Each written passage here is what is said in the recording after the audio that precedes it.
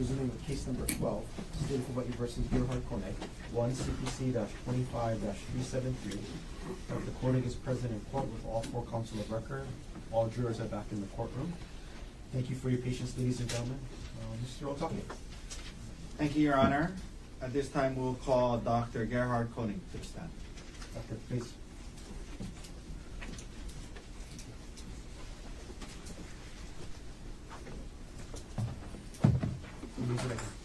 You do solemnly swear or affirm that the testimony you're about to give will be the truth, the whole truth, and nothing but the truth. I do. Thank you. Please have a seat.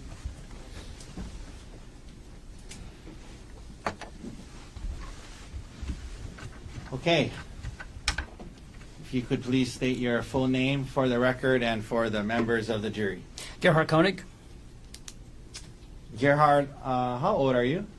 47, Where were you born? South Africa. And were your parents from South Africa? Yes. What are their names, and are they still alive, and are they still married? Yeah, Peter and Emile, they're alive and married. Okay. And they've been here, is that them here in the front row today? That's them. Where do they live now? San Diego. Growing up, what did your parents do for work? My dad's a pharmacist, and in South Africa, my mom didn't work. How long did you live in South Africa, or maybe a better way to ask that is, how old were you when you moved from South Africa? I was 14. And where did you move to at that age? San Diego. Who moved with you to San Diego at that time? My parents and my younger sister. So what grade were you in when you moved to the United States? 9th grade? Did your dad find work as a pharmacist? Yes. What did your mom do in San Diego? She ran a home daycare.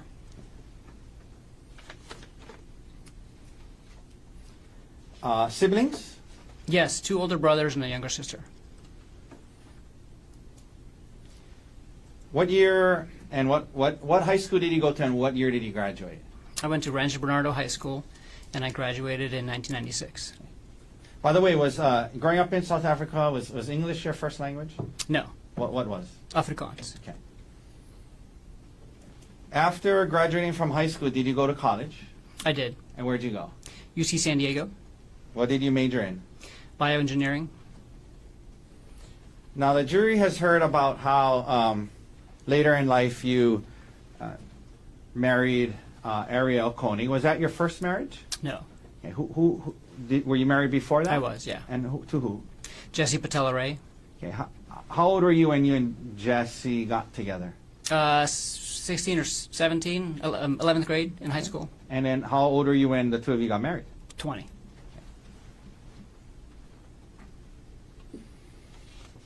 After graduating from college, what did you do? I worked as a bioengineer for 5 years. Okay. Doing what kind of work? It was a biotech startup company. We were doing tissue engineering. Okay. We don't need to get into exactly what that is, but it's in the field of bioengineering. Yeah. So specifically, we were growing tissue-engineered blood vessels, and so we were taking skin cells from a person and culturing them in the lab and growing large diameter blood vessels specific to them so they can use it for hemodialysis access or cardiac bypass grafts. And where were you living when you were doing this work? In Marin County, just north of San Francisco. Okay. In California, but up by San Francisco. Yes. Did you and Jessica have kids while you were working and living in San Francisco? Yes, 2 kids. What are their names? Ophelia and Emile. And what years or how old are they? Ophelia is almost 25, and Emile is 20. Now, the jury has heard that you're a medical doctor. After doing this work in tissue genesis for a while, where'd you go to medical school? At the University of Pittsburgh, in Pittsburgh, Pennsylvania. And is that a good medical school? It is. It has a really good reputation, yeah. So Ophelia and Emile were born before you started medical school? Or? Yes. Okay. Yeah. Why did you choose Pittsburgh? Because of the reputation of the school and because the cost of living in Pittsburgh was low. Okay. And you had the 2 young kids. The two young kids, and I wasn't going to make any money, and it was a great place to go to school. Did you graduate from medical school in 4 years? Yes. What year did you graduate from medical school? 2010. After graduating from medical school, what did you do? I did a 1-year internship, and then I did a 2-year research fellowship. What was the research fellowship in? It was an NIH-funded fellowship at the University of Pittsburgh, and I did mostly blood transfusion research. Specifically, I was working on autotransfusion. It's when you take a patient's own blood that they were losing in the operating room, and I was figuring out ways how to give it back to them safely. Okay. Did you and was that in the Pittsburgh area? Yes. Did you eventually do a residency? Yes. And in what field did you do your residency? Anesthesiology. If you could explain to the jury, what is anesthesiology? I mean, we all kind of know what it is, but generally, how do you define anesthesia? Yeah, anesthesiologists are, it's a specialty of medicine, and we're trained to acutely treat organ system failure and techniques to limit pain and awareness. And so basically what we do is we take care of patients that are either very ill or injured, and we keep them alive until they can get patched up. And we make sure that they don't feel or remember anything. Okay. And why did you choose anesthesiology for your residency, and did you enjoy it? Oh yeah, I loved it. It's all hands-on, which is kind of what my personality is and my background in engineering. So I like that about it. Okay. And yeah, I mean that was So you enjoyed it. yeah. Now, what years were you doing your residency in anesthesiology? 2013 to 2016 And where was your residency at? in Pittsburgh. Now, you mentioned your residency 2012 to 2016. Did you at some point you and Jessica got divorced? Yes. Or approximately when was that? Or when did you separate? We separated in 2014. Yeah. Is that during your residency? Mm-hmm. Yeah, after 15 years of marriage, and we tried to make it work. We got Okay. married very, very young. Okay. And, Did grew you apart. after that you guys were both living in Pittsburgh, Yes. and were you involved in Emile and Ophelia? Oh yeah, 50-50 custody. 50-50 custody. Mhm. You finished your residency in 2016. What did you do for work when you were done with your residency? I was hired as an anesthesiologist by UPMC. I worked at UPMC McGee Women's Hospital, and then I was also hired by University of Pittsburgh as a part-time assistant professor. As a part-time what? Assistant professor. Okay, so in terms of your work that you were you doing clinical work, actually treating patients in the hospital?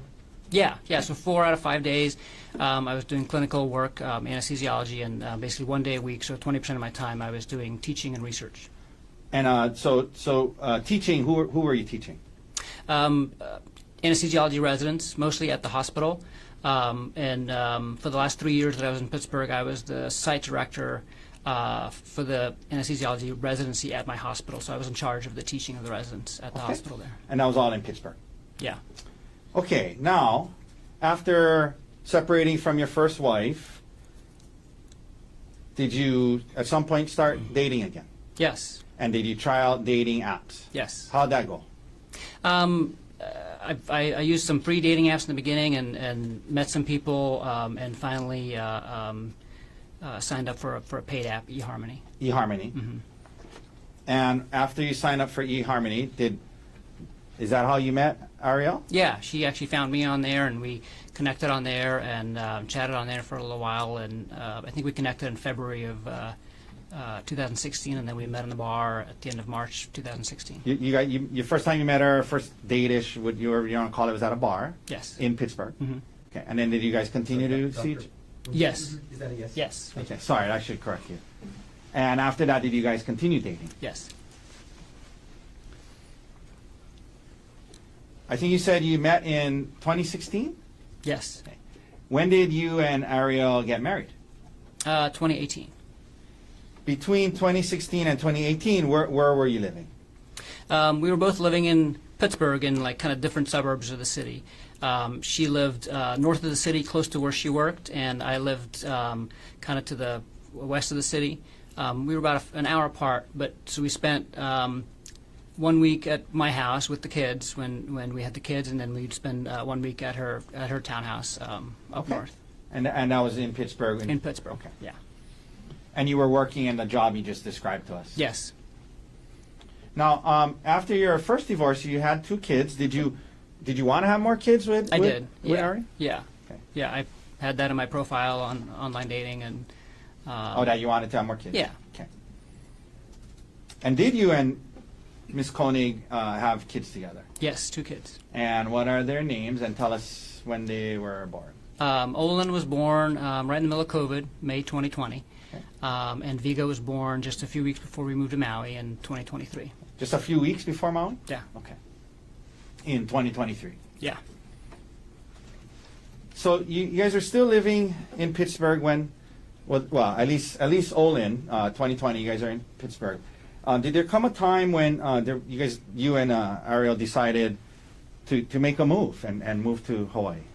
Yeah. Tell us about why that came up and what was the interest and if it was a joint decision. Yeah, it was a joint decision, and this was something that, we kind of bonded over ever since we met, and we both love Pittsburgh and love the city and the town and Steelers fans, but we wanted to move somewhere where the weather's a little nicer, and she knew I had family in California, and so we had talked about that for a while. And then after we started having kids, we started talking about it some more and realized that actually our main priority is safety and just finding kind of a place where we can raise our kids in a safe environment. What do you mean by safety? Just like the random gun violence, like school shootings and things like that, were really concerning for us. We wanted to go to somewhere where that's relatively rare or, or less of a concern. How did you guys decide on Maui? I came to Oahu actually once during residency, when I was doing my research fellowship, and just kind of fell in love with the atmosphere. There's just kind of a joy to life here, and the tempo is just different than anywhere else that I've been in the United States. Okay. So you guys decide on Maui. Well, and then we went to Maui for our honeymoon, Okay. and our friend's honeymoon too, and that's kind of how we got introduced to Maui. Got it. Now, you said that it was a joint decision about kind of putting the kids first and safety. Yeah. Was it gonna moving from Pittsburgh to Maui? Was it going to have an impact on both of your careers? And let's start first with yours. Tell the jury if it was gonna. How was it, if any, going to affect your? Yeah, it was going to have a big impact on my career. So I was going to have to give up the teaching and the research completely. And my job in Pittsburgh was at an academic medical center, and even when I wasn't working for the university, I was interacting with students and residents and things like that. And on Maui, Maui, it was just going to be like a clinical. Community hospital, and so kind of very, very different. And what about the research part of your job? Yeah, so I'd have to give all that up. And you're willing to do that? Yeah, we were basically committed, both of us, to going somewhere where we could focus on the family and slower pace of life, at least until the boys were out of high school. Okay, so now you just shared about the effect it was going to have on your career. What about Arielle's career? Explain to that. She talked about being, at least for a while, in the nuclear industry. So when this decision was being made about moving, what was going on with her career, and what was her how was this going to affect her? So by the time we made the decision to actually move, which was like in the summer of 2022,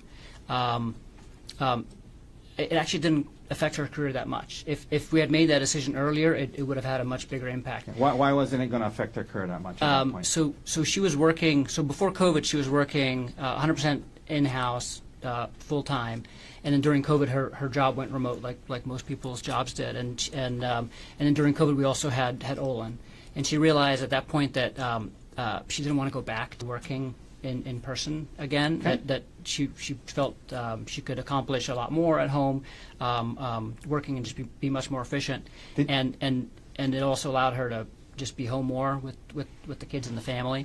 Was she still was she still in the nuclear industry when you guys decided to move? No. So and then she actually quit her job a few months before we started talking seriously about moving. Okay. And she was applying to jobs at software companies and other industries and nuclear as well. And then we decided to move, and so this was all kind of happening at the same time. Okay. And was she able to get this job? She talked about a TerraPower that allowed her to work virtually? Yes, and so she was actually hired, I think, like as I was interviewing in Maui, she got hired at TerraPower. So she started her job at TerraPower while we were still in Pittsburgh. Okay. But they were going to allow her to... And then after the move, yes. So she got a fully remote job based out of Pittsburgh for this company that's based in Seattle. And then we moved to Maui, and then she kept working for the same company. Okay. I want to ask you, Emile. So Ophelia is older than Emile? Yeah. Okay. So when you guys start thinking about moving, how old was Emile, and how did that factor into the timing of when you were going to move and if? So Emile is actually the reason we moved when we did. Okay. So, Explain that. Yeah. So Ari and I had talked for a while about moving out of Pittsburgh, and the trigger was going to be when Emile graduated high school. You guys are waiting. You guys are going to wait till he graduates. Yeah, because we didn't want to leave him, and we didn't want to ask his mom if we could take him. So what happened? He basically talked us into letting him ask his mom, and because he's like, if you guys are going to go somewhere sunny after high school, I want to go with you, and I want to go before high school is over because I want to move somewhere earlier so I can make friends and kind of get connected to the community. And I said, I don't think your mom's going to let you leave. And he said, let me just talk to her. And after months of that, I said, okay, if you want to ask her, you can. And he asked her, and she actually said yes. And so that triggered us to kind of say, oh shoot, now we can move now. We can move earlier. And so let me ask you about that. So at this point, Emile was about what age? 15. Okay. Yeah. And so you talked about how you were married and while he was growing up, and then how old was he roughly when you guys got divorced, you and his mom, roughly?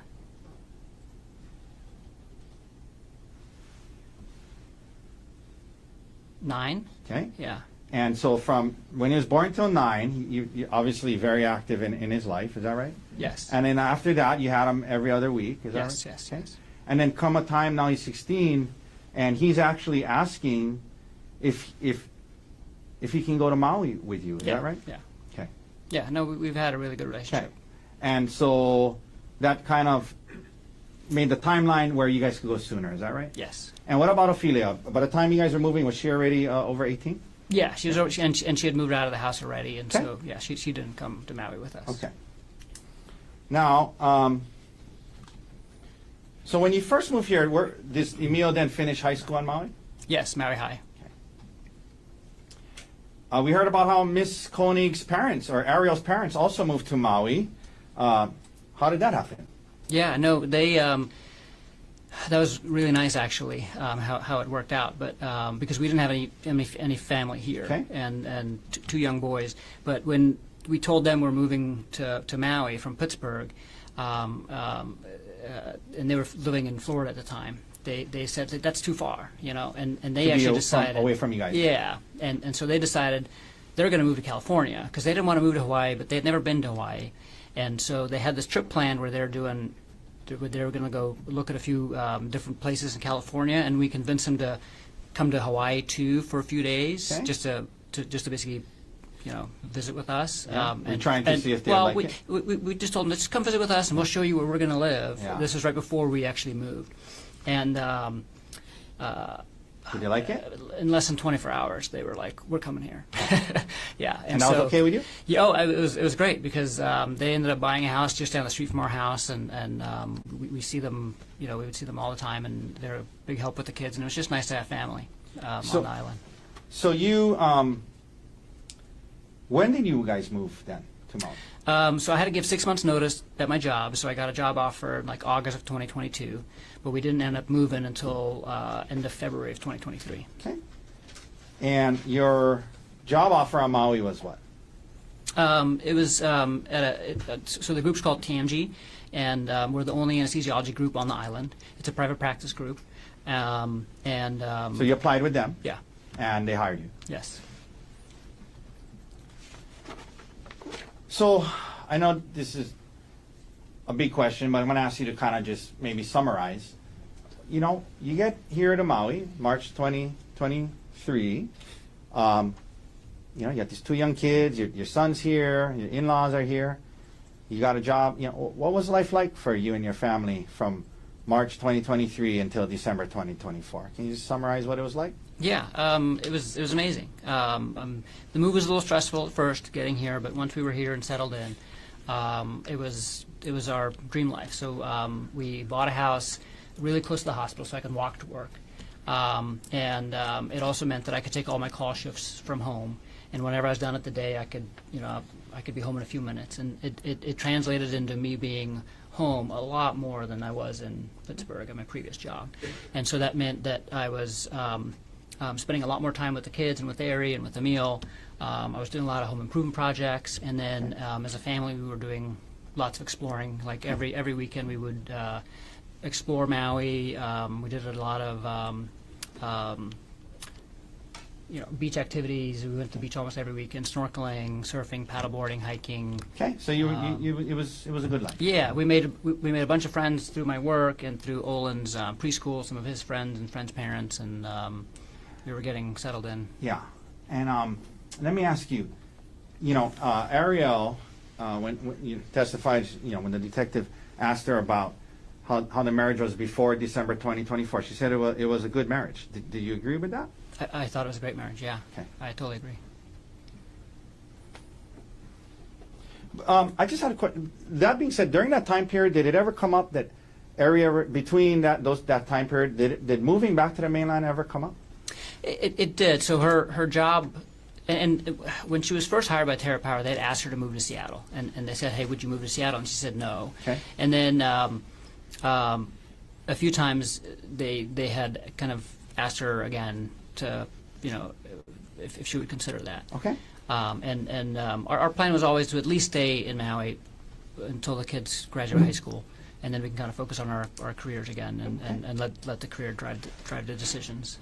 Now, I was asking a little bit about your marriage during that time period, and this came up with Arielle. In your marriage back then, who handled the financial affairs more so, like, taxes, life insurance, finances between the two of you? I did. Okay. And why was that so? I'm a very meticulous kind of person that keeps track of everything, and so it's just kind of more naturally in my, Yeah, pretty organized. Yeah. Did you have, like computer files with different, insurance, taxes, all that stuff? And all of our things were joint. We didn't have any separate anything, and so I ended up taking care of most of those things. And those computer files, and they were all in a shared drive that we shared, and so she had access to everything, and she contributed and as well. But okay. I took care of most of it. Okay. And you would kind of from time to time look into the files or update the files, or all the time. Okay. Yeah. All the time. Yeah. Okay. Now, you just described a great life and great marriage. Did there come a time in 2024, Gerhardt, when that changed? Yes. First of all, in 2024, at some point, well, let me ask you this preliminary. Did Arielle have to travel for work? She did, yeah. Okay, and that's because she was working virtually? Yeah, just like three or four times a year. Okay. Did there come a time in 2024 when Arielle traveled to South Africa for work? Yes. Do you remember when that was, roughly? At the end of August of 2024. And who was she going with, to your knowledge, at the time? It was a pretty important trip for her because it was just the CEO of the company, another man that was high up in the company called Jeff Miller, and herself. Okay. Now, I want to ask you this. By the way, when you guys were on Maui working, and she was working virtually, like, where was she actually doing her work? Like, when she was working? Yeah, she had a home office set up, but it was in her house. In our house, okay. But it was in our bedroom. So, and there was no divider or anything between it. So her desk was basically right next to our bed. So like a third of the space in the bedroom was taken up by her office. And when what were her hours? Was she on Seattle time? She started? Mostly West Coast time, sometimes East Coast time. So she would usually get up Early. either 4 or 5 a.m. and start work around there, and So- then work until around 2 p.m. So were you, because it was in your bedroom, were you exposed a lot to A lot. her yeah. work and her things she was doing and the yeah, people? she has a huge monitor on her desk. She has one of those desks that can go up and down. Okay. And it's facing into the room, and all of her meetings are on speakerphone. Okay. Prior to this, well, leading up to this South Africa trip, you mentioned did she go with a man named Jeff Miller? Yes. Did you have any concerns about Jeff Miller at that time? No. I know you mentioned no concerns, but was there anything weird on that trip, behavior-wise, that you took notice of? The South African trip? Yeah, it was a really quick trip. It was just 2 nights. But the one weird thing was that on the second night, I remember noticing that she never contacted me at the end of the day, and that's kind of out of character. Whenever she went on work trips, she would always kind of check in at some point. At the end of the day, even usually we would check in several times during the day as well, and just do text. We would text a lot. Okay. And the one night on that trip, she never reached out. And I was at work, and by the time I got home and realized that she hadn't reached out, I knew she was asleep, and so I didn't reach out to her either. But, but normally she would reach out to me when she's done with her work day. Did you think much of it at the time, or? No, Okay. I took note of it, and I asked her about it, and she just said, like, I'm so sorry. We got back late from dinner with the hosts that were hosting us, and I'm sorry, I should have texted, but I didn't. Now, she returns from South Africa. Later on in 2024, did you and your family go on a trip to Kauai? We did, yeah. When was that, roughly? In October, I think it was October. Yeah, we told Emile as a graduation present we'll take him to one of the other islands that he hasn't been to yet for a little trip, and Okay. he picked Kauai. He picked Kauai. Now, did anything happen on this Kauai trip that made you become concerned to a degree about Mr. Miller?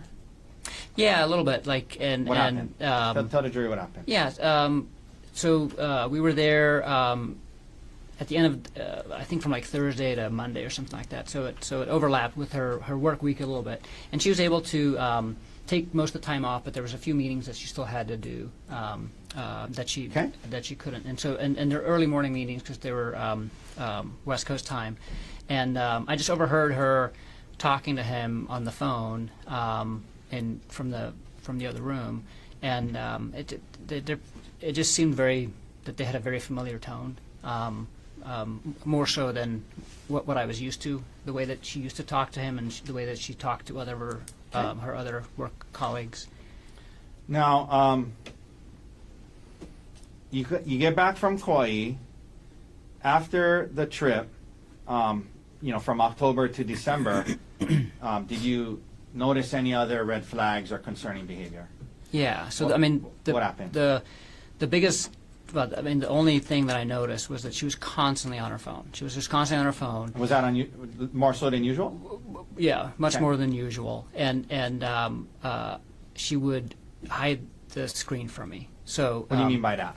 like, if you're sitting next to somebody and they're on their phone, like, you can just notice that they're sitting in a way. They're constant. They're always just like moving their. What if you walked moving their into a room screen. when she was on? Yeah, her when I walked in the room, she would turn the screen off or turn her phone upside down.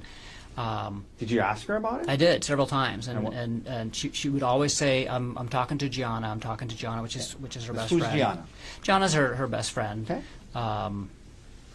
So So you did ask her about it a couple of times, yeah, And- more than a couple. and you continue to see this concerning. Well, was this behavior concerning to you? Yes, And I was curious. Okay. I was concerned. You're right. And did she told you it was, don't worry, it's just Gianna. Yeah, and she was like defensive about it. Okay. Um, Now, what did that lead you to do in early December? All this yeah. behavior, red flags. No, when she kept doing it and she kept being defensive, I unlocked her phone. Okay. And while she was sleeping. Now, do you recall when you did this? There's been talk about a San Luis Obispo trip, right? were you guys going to go on a trip in December? Yes, And with who? with our friends Bryant and Gianna. And so what day of the week were you going to leave for the trip, if you recall? So Ari and Gianna were going to be there on Wednesday, Okay. and Bryant and I were going to join them on Thursday. So the And then girls we were going first. Yeah, to and then we're spend- all staying there until Sunday. The girls were going to go spend a night together. Yeah, so they had like a girls' day planned, and they wanted to just go for the first day. The trip was mostly for Gianna's birthday. So that was going to be on a Wednesday. When did you look into her phone? On Monday night. Okay. Right before the trip, a couple days before the trip. Yeah. So tell the jury what you discovered. So Monday night, when I looked at her phone, I went to the screen time application on the iPhone, and then I noticed that the app with the highest usage was an app called WhatsApp. And I was What is really- WhatsApp? WhatsApp is a communications app. So it has texting, it has voice calls and video calls. So instead of using your phone's built-in texting or voice or video, you go through WhatsApp. Okay. And it's separate from the phone. So then once you saw that? Yeah. So then Well, first of all, I mean, was that surprising to it you? was. I had not seen her on WhatsApp at all over the Okay. previous months, and so I was very surprised about that. And then I also saw that she had turned off all the notifications for WhatsApp, so she had everything silenced for Okay. WhatsApp. And then it wasn't like on the main screen; it was like a couple pages over in a folder, so it was kind of hidden. So did you open the WhatsApp? Yeah, so I opened the WhatsApp. What did you see? And there were 2 conversations with Jeff Miller. And the way WhatsApp works is that your account is always linked to a phone number. And so the one conversation was a conversation with his work phone, and the other conversation was a conversation with his personal phone. Okay. And so let's talk about the conversation with his personal phone. Tell the jury what you saw. Yeah, it was. So what I saw. So this was Monday night. What I saw was that the messages from Monday and from Sunday, so the previous 2 days, it was like a full-on conversation the entire day long, and it would start day long? off. Yeah, and it would start off at like 2 a.m. Hawaii time. So and Jeff Miller lives in Maryland, and he travels extensively for work. Like he probably travels 3 out of every 4 weeks, and I know this because I'm always hearing them on the phone and Okay. talking about that. So basically, wherever he was, he'd be texting her good morning, but it wasn't just like a good morning text. It was like 5 or 6 texts. It's like a whole like a good morning. I had a great, I slept great. I'm looking forward to the day. I hope you're sleeping great. And then at like 5:45 a.m., her good morning. She would be responding. She would respond, and then the whole day long, like, this is where I am. This is what I'm doing. This is what I'm thinking, until good night at the end of the day. And that was for Sunday and Monday. Okay. So for the 2 previous days. So Sunday is a weekend, right? Right. Yeah.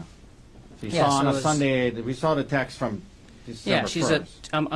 I'm at work. I'm on call for the weekend, and she's at home decorating and hanging out with the kids and texting him all day. Texting him all day. Okay, And then go ahead. when I scroll back past that, it's very strange because then between so the thread was created on June 4th or something like that, because WhatsApp puts when the thread was created in the app. Okay.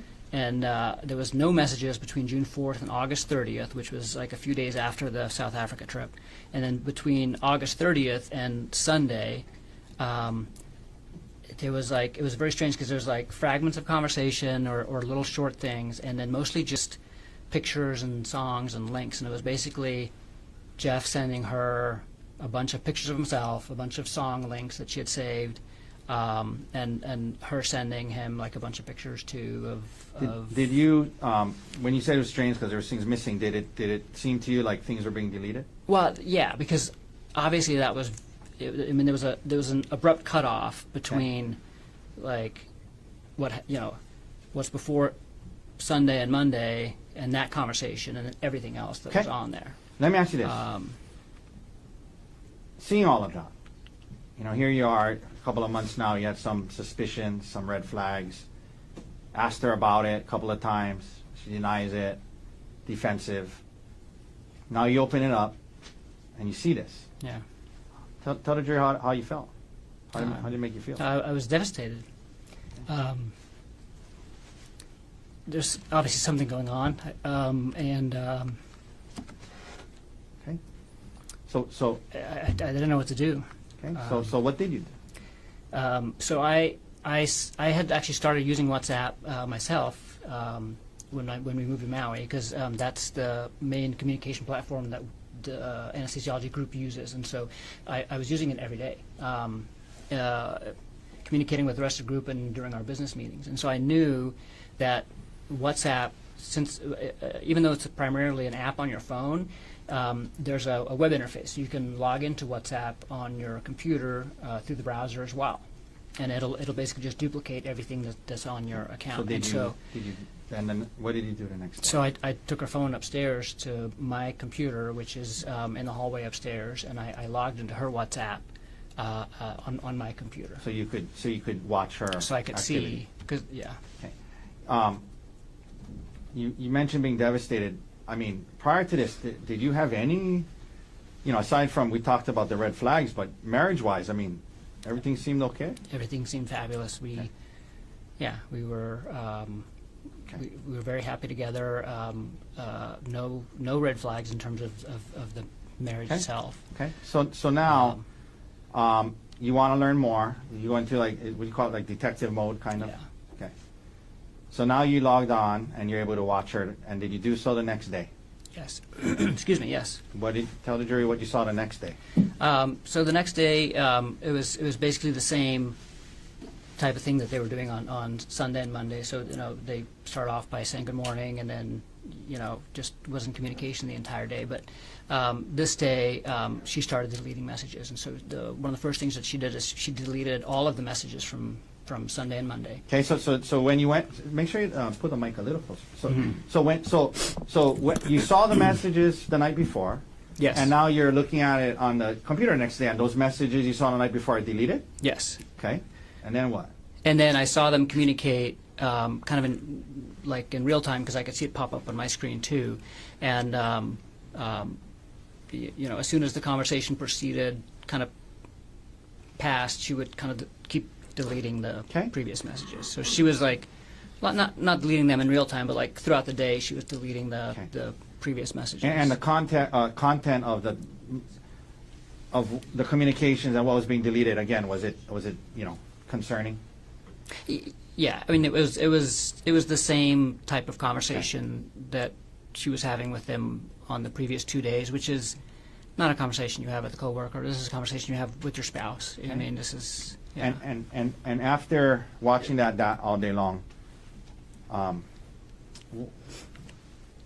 what did you conclude? I mean, in terms of what was going on. Did you believe? I mean, she was having an affair. Okay. Let me ask you this: while that was, did you, because she was deleting these things, did you try to save some of the messages? Yes. So the first thing I did, actually, the night that I unlocked her phone, because on WhatsApp you can also export the thread basically and save the thread, and so I exported the thread to my phone. So I had copies of what was on there when I first discovered it, and then the next day on my computer, the only thing I could do on the web interface is take screenshots of the. And you took some. Yeah. All right. So now you are faced with, this. You got this trip in a day or two. Do you confront Arielle right away? Not right away. So the way that this was happening was that our trip to San Luis Obispo, there's no direct flights from Maui to San Luis Obispo, and so we coordinated that the layovers were going to be in Phoenix, which is where Brian Gianna lives. And Ari was taking a red eye on Tuesday night. And so on Tuesday, when I was first discovering and watching this kind of in person for the first time, Let me stop you there. She's packing Just to help the jury. So Monday night is when you first found the WhatsApp chain. Is that right? Right. So Monday overnight. Tuesday Tuesday day. morning, I wake up and I start looking at them interacting in real Throughout the day. time during the day. And then Arielle's supposed to leave that night. And so she's supposed to leave that night. Do you confront her before she leaves? I do not. Okay. Yeah. And then, so she leaves. Who do you first reach out to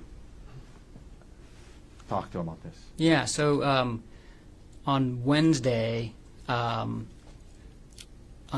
I'm supposed to leave to fly to Phoenix to meet Bryant and then go to San Luis Obispo. Okay. And Wednesday, like in the middle of the day, I call him and talk to him. Okay. And why did you call? FaceTime. Why did you call Brian? Talk to him about it. Few different reasons. One was that we were, about to go on this trip with them, and I wasn't able to. Like, I knew I was going to have to confront her as soon as I got to San Luis Obispo.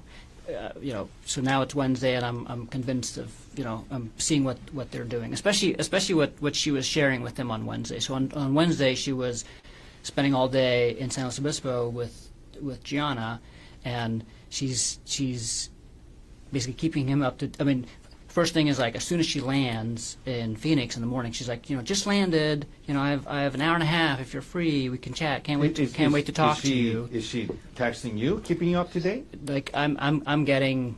I also got a just landed text, but like nothing else. Okay. And but she's like, reaching out to him, and on WhatsApp, like, you can see when a message has been read, and so as soon as she saw that he read her just landed text, she called him, like, right, she didn't wait for him to respond. Okay. And stuff, and like, I'm not getting a call, I'm not getting any of this stuff, and then during the day, she's sending him pictures of the places that they're of her and Gianna doing stuff, So you're seeing this. So I'm seeing this, and that's at that point I'm just like, I can't go to San Luis Obispo and not confront her about this right away. Like, and going back to Bryant, right? So I know. Yeah. Did you guys have like fun activities planned? It was supposed to be a fun couples yeah. trip. So I mean, it was supposed to be a couples trip, right? And it was Gianna's birthday, and actually Ari planned it because she used to work for, one of the power plants that she. That was her responsibility for refueling is just outside of San Luis Obispo. So she used to travel to San Luis Obispo all the time for work, and Okay, so were you planned like were you a bunch of fun reaching out to activities. Brian? And you said there's several reasons. Was one of it to kind of let him know, like, hey, this might not be the fun trip we had Yeah. planned? So the first reason was like, hey, like, this is, I'm just giving you a heads up. Like, I'm gonna confront Ari with basically an affair. Was there other reasons why you wanted? And then the other reason was that the other reason why he's my best friend and I wanted some advice, but I specifically wanted advice from him because they had just gone through infidelity in their relationship like 6 months earlier. Brian and Gianna. Brian and Gianna, and Okay. so They were dealing with that. yeah, and so he had been dealing with this, and I was looking for advice and just needed a friend. Just to be talk clear for the jury, in that situation, though, was it reversed? It was, yeah. was Brian had like a one-night stand, and Gianna found out about Okay. it. And So they had been dealing kicked with him that out of the and after house that. and stuff. Yeah. Okay. Yeah. And so you talked to Brian. Yes. Okay. Do you fly up on the trip? Yes. When you get there, do you confront Arielle right away? Almost right away. I mean, like right when we get there, they already have dinner reservations and stuff like that waiting for us. And so we go to dinner, and right after dinner, when we go back to the hotel, is when I confront her. Did you talk to Gianna before you confronted Arielle? Very briefly. Okay. Yeah. And you And- told her what you had found. I basically just gave, I told her briefly what I had found, and then left to go talk to Ari and left Bryant to explain to her more. So, where do you confront Ari? Were you in the hotel room? In the hotel room. You confront her with it. Tell the jury how that went and what Arielle's initial reaction was. Yeah, I confront her with it, and she's immediately remorseful and doesn't deny anything, admits to it, and is crying and Let me ask you this. You say admits to it, and when Ms. Konig testified, she kept using the term, you guys use the term emotional affair, but in that time period, what did she admit to? Having a... She admitted to having an affair, yeah. Okay. Yeah. With Jeff Miller. Yeah, she admitted this was completely inappropriate relationship. Okay, and so you we mentioned called it she- an affair from the start. And you mentioned she was remorseful and crying. Yeah. Okay. Yeah. Now, here we are now in San Luis Obispo. This is going on. What was your emotional state like at the time? In other words, what were you thinking needed to happen? And like, you know, you guys were going to try to work this out or Yeah. not, or while you're on the trip? Yeah, no, I mean it was tough. I mean a lot of emotions for sure, but Brian and John were really helpful, and we were away from the kids and away from work and away from everything else, so we can kind of just focus on this. Okay. And You guys reached some kind of conclusion yeah. as to whether or not you guys were going to break up or what? Oh yeah. So yeah, we both wanted to work on it. We both well. She basically said, like, I'm so sorry, I can't believe I did this, and I'll do anything it takes to heal our marriage, Okay. and you know, you and our kids are more important than anything to me, and you know, I'll do whatever it takes. And we start talking to Brian and Jana, and they kind of help us talk about some things, and we figure out, you know, what the next steps are going to be. Now, during the trip in San Luis Obispo, did the topic of her possibly moving out come up? Yes. And- Yeah, and- that was one of the big conversations we had. And did you guys settle in on, okay, she's not going to move out just right now, we're going to try? Yeah, so I preferred for her to move out. Do you mean like break up? No, we were both committed to working on the marriage, but and this is what Brian and Jana did too. So Brian ended up living in a hotel for like 3 months, and it helped them just focus on the affair and healing from the affair, and then they kind of moved back and kind of, you know, Okay. start working on everything else, and I felt that was, you know, an ideal solution. Did she want to do that? Well, both of us, we decided together not to do that, and because we had, you know, the two big complicating issues for us was one, our two little boys. So we at the time they were like 1.5 and 4. So at this time when she was having this relationship with Mr. Miller, how old were the boys? 1.5 and 4. Okay. And you're saying, obviously, if she moved out, it would have been traumatic on her. Yeah, so we didn't want. Okay. Okay. So it's okay. You guys decide to not do that then. Yeah, we didn't want them harmed. Okay. But So let me ask you this: in order for her to not move out, to avoid that harm. Sorry. May I approach Anna? thank you. Excuse me 1 second.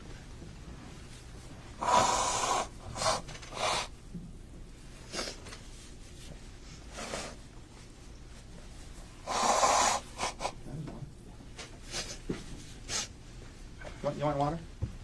Yes, please. You mentioned the kids. Was there did Ari have other concerns about her moving out?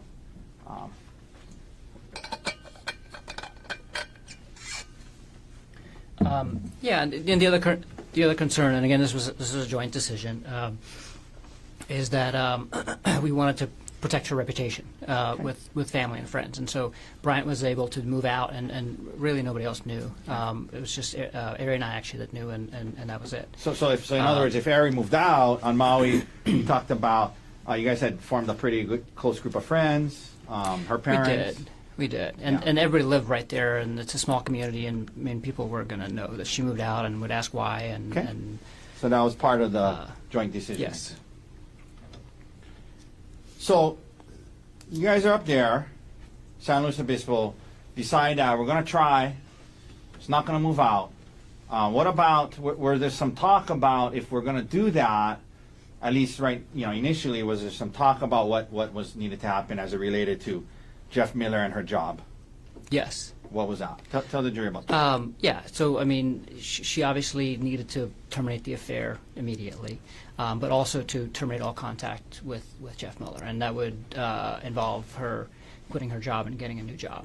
Initially, what did she say? I mean, was that something she was agreeable to initially? Absolutely. Okay. And so we decided that was the plan. And she said she just needed a little bit of time, and so she didn't want to quit her job right away, but that she would limit contact with him. And so she actually sent him an email through work, like a work email, and said, basically, hi Jeff, from this point on, all of our communication needs to be in email only. If we do meet, because they would have virtual meetings all the time, if we do meet, it would have to be with one other person present. And she did this without talking to me, but showed it to me afterwards. Said, hey, this is what I did. Is that okay? And I said, that's fine. So the plan was that she was going to quit her job and maybe find a new job, but in the meanwhile, for sure she was going to quit her job and find a new job. Okay. But in the meanwhile, there was going to be some boundaries related to her interactions with Miller. Yes. Okay. Was she supposed to go on another work trip with Jeff Miller soon after the San Luis Obispo trip? Yes. To where and when? So the San Luis Obispo trip ended on Sunday, and then on Sunday I was going to fly back to Maui to take care of the kids, and she was flying to Seattle, and she had a week-long business trip in Seattle starting right after this Oh, right trip. after? Mhm. She was going to go straight? And Mr. Miller was supposed to be there? Yes. Did you later learn anything about the hotel situation related to that? Not even later. It was. I mean, so while we were in San Luis Obispo and while we're still talking about all these things, she, I told her basically, I'm not okay with you going to Seattle. And she said, no, I totally understand. And she said, I'm going to cancel that trip. And she admitted that she had changed her hotel from the hotel that she was supposed to stay in with her primary team that she works with at Terra Power to the hotel that Jeff Miller was in, and they already had dinner plans for Sunday night. Okay. And then she canceled that trip. But she canceled all of that. So she told work she had a family emergency and couldn't go, and so we flew back together to Maui on Sunday. You get back to Maui on Sunday, and you there was some kind of initial conversations about what needed to happen with her job and whatnot. When you get back to Maui, are you still kind of just trying to figure out how to deal with this whole situation?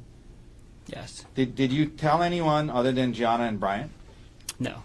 And was that for the reasons you talked about earlier about Arielle's reputation? Yes.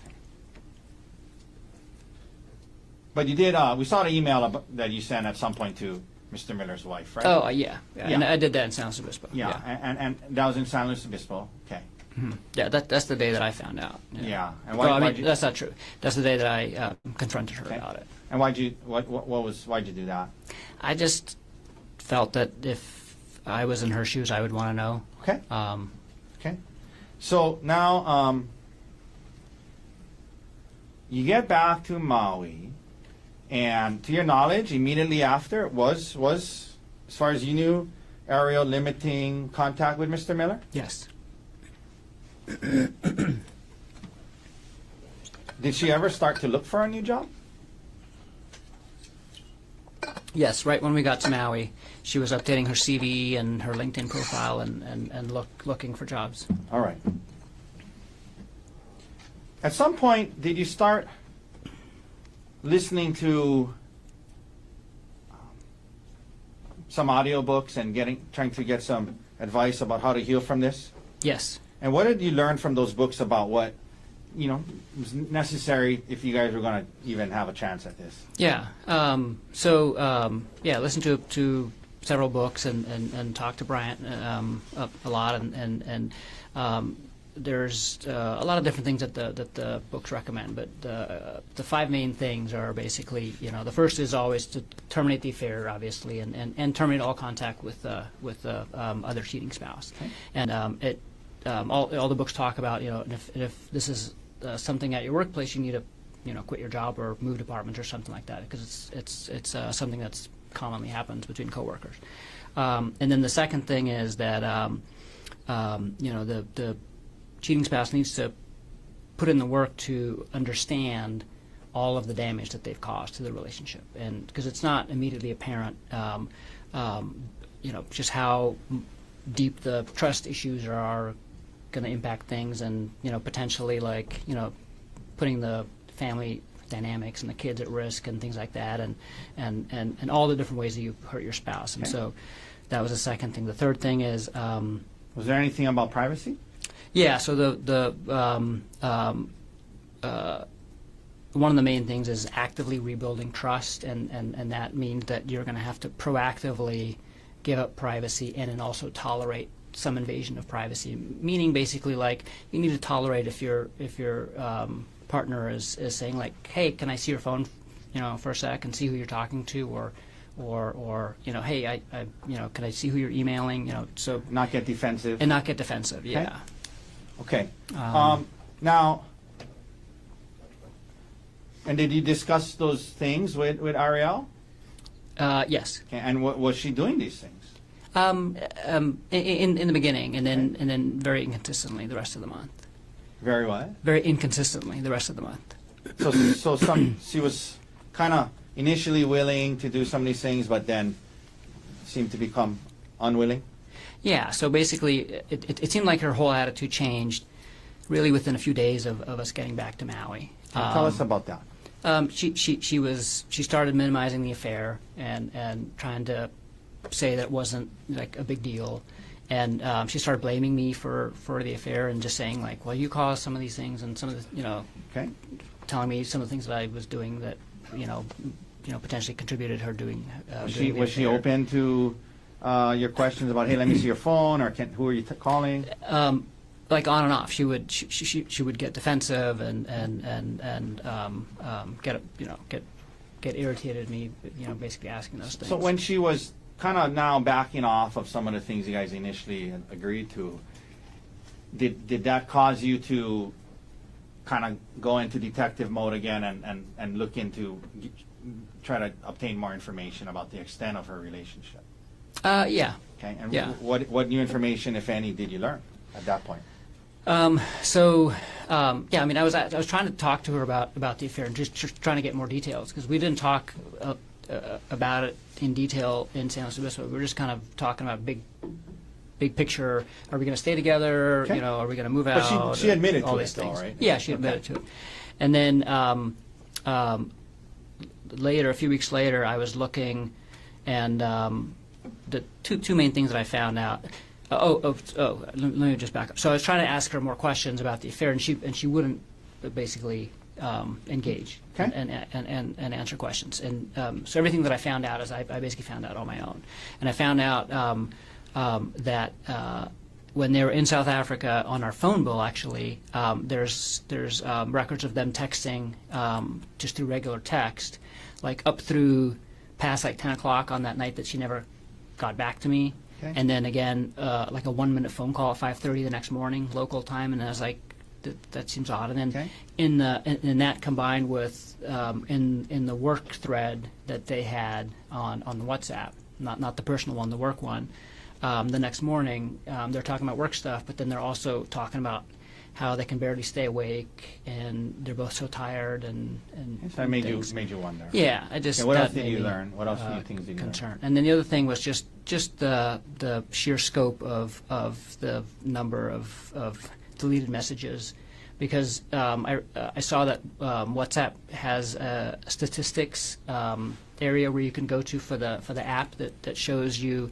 how many total messages have been sent or received since the last reset So what did of you the see? app, and she had deleted over 10,000 messages Over- during that time. Over what period of time? I'm assuming during, Okay. So the thread was created on June 4th, and I'm not sure when. She said that the affair started after the South Africa trip, is what she admitted to Okay. me. So it was either over 3 months or 6 months. Okay, you just start doing some But it's like, rudimentary 50 mapping to there. 50 to 100, or like 60 to 120 messages a day. Okay. During that time if it's averaged throughout the whole day, and then Okay. 19 hours of phone and video calls too. Okay. This is probably a dumb question, but did that make you feel better or worse about the situation? No, it made me feel worse, and I was just feeling worse about the whole situation overall, because it takes some time to kind of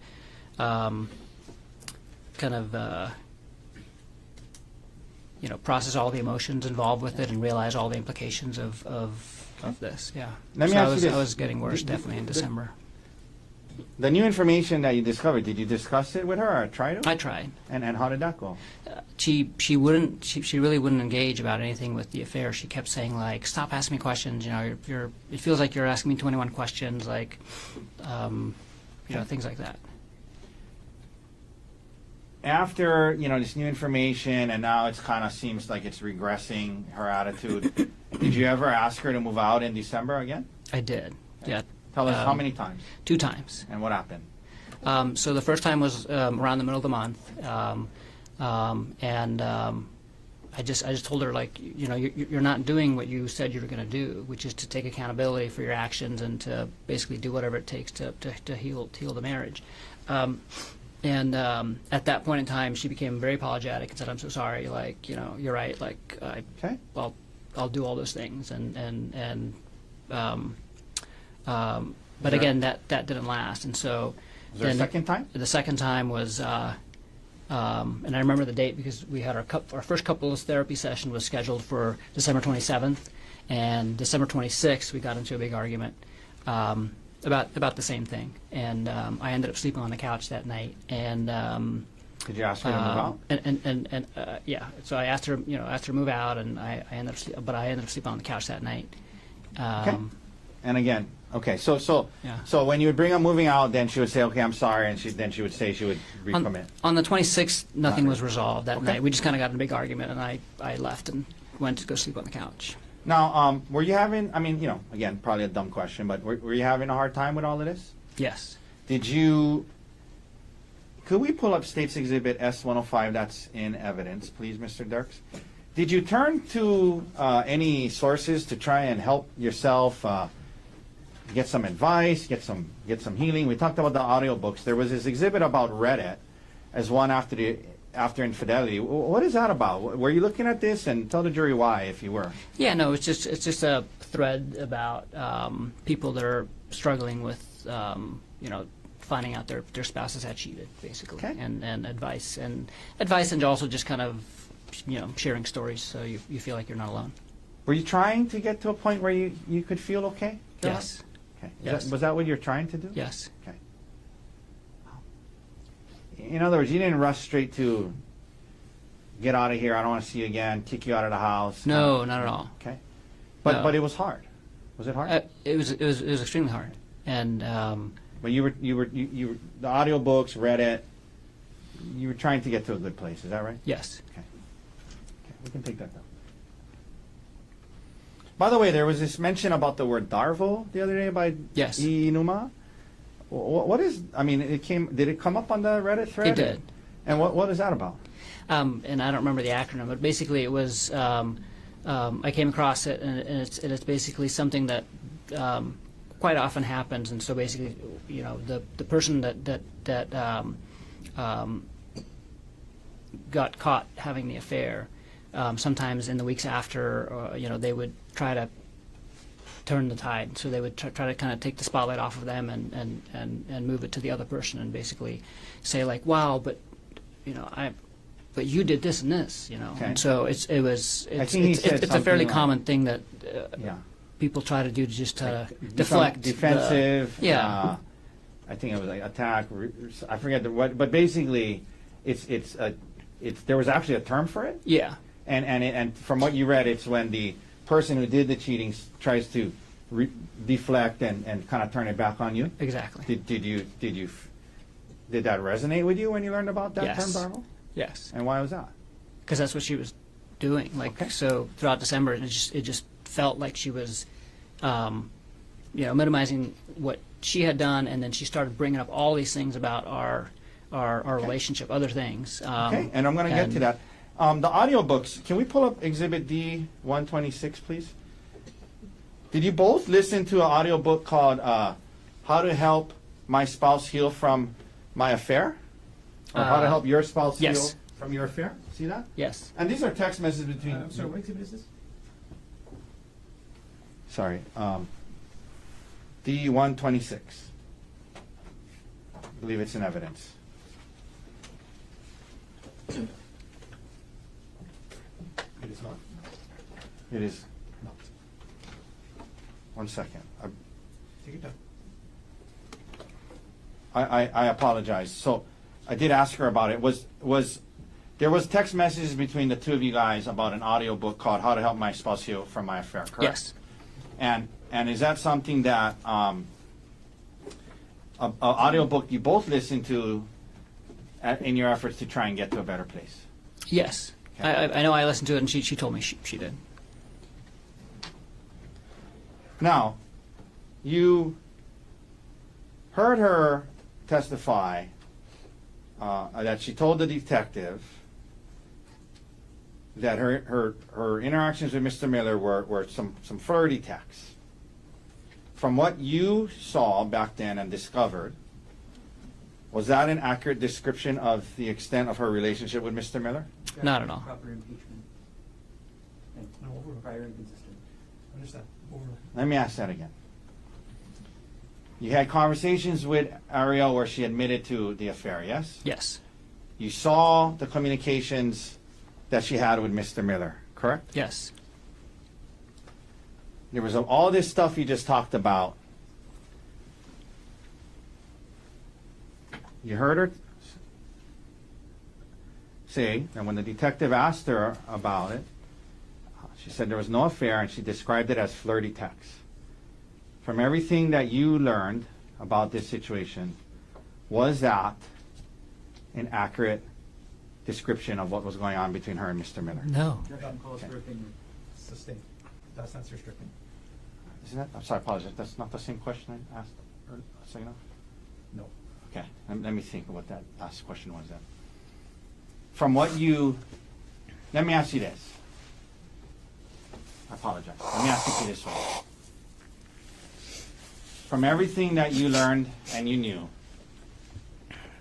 was her relationship with Mr. Miller, can it accurately be described as just some flirty text? No. Objection. Sustained. From what everything you learned and knew, was all that was going on between them flirty texts? Objection. Same objection. Slightly different question. Overruled.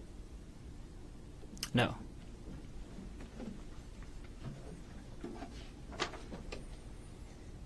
Ms. Otake, whenever there's a convenient break, we'll take our afternoon. I think we're almost to a good place. You just let me know. Yeah, maybe 5-10 more minutes. Okay, if everyone's okay with that. Anybody? Okay. Okay. We just talked about the audiobooks. Did she also admit in text messages to you that she had an affair? Yes. Okay.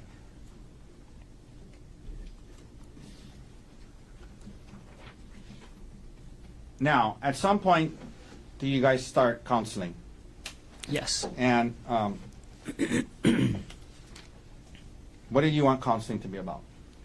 About the affair. Okay. And what did counseling turn into? Mostly other things in our relationship. Okay. Also a little bit about the affair, but mostly other things in the Okay. relationship. This might be a good time for a break. Okay. Ladies and gentlemen, let's take a 15-minute recess. Ms. McCallum can get you at 2:40. Leave your notebooks on the chair. Presenting case number 12, State of Hawaii versus Gerhardt Konig, 1 CPC.25.373. Dr. Gerhardt Konig is present in court on the stand and still enrolled. All 4 counsel of record are present. All jurors are back in the courtroom. Mr. Otake, can you continue on with your direct examination? Thank you, Your Honor. All right, Gerhardt, before we get back into the counseling, there were 2 exhibits I wanted to introduce, or at least attempt to introduce. This is Exhibit 126. May I approach, Your Honor? Yes. So, Gerhardt, we're talking about the audio books that you and Arielle were kind of reading to get, bouncing off each other, learning from. Did you guys text each other about it? Yes. And can you just look through this text and look through this document and let me know, is that a fair and accurate depiction of the text messages you guys are having back then related to some of the audio books you were listening to?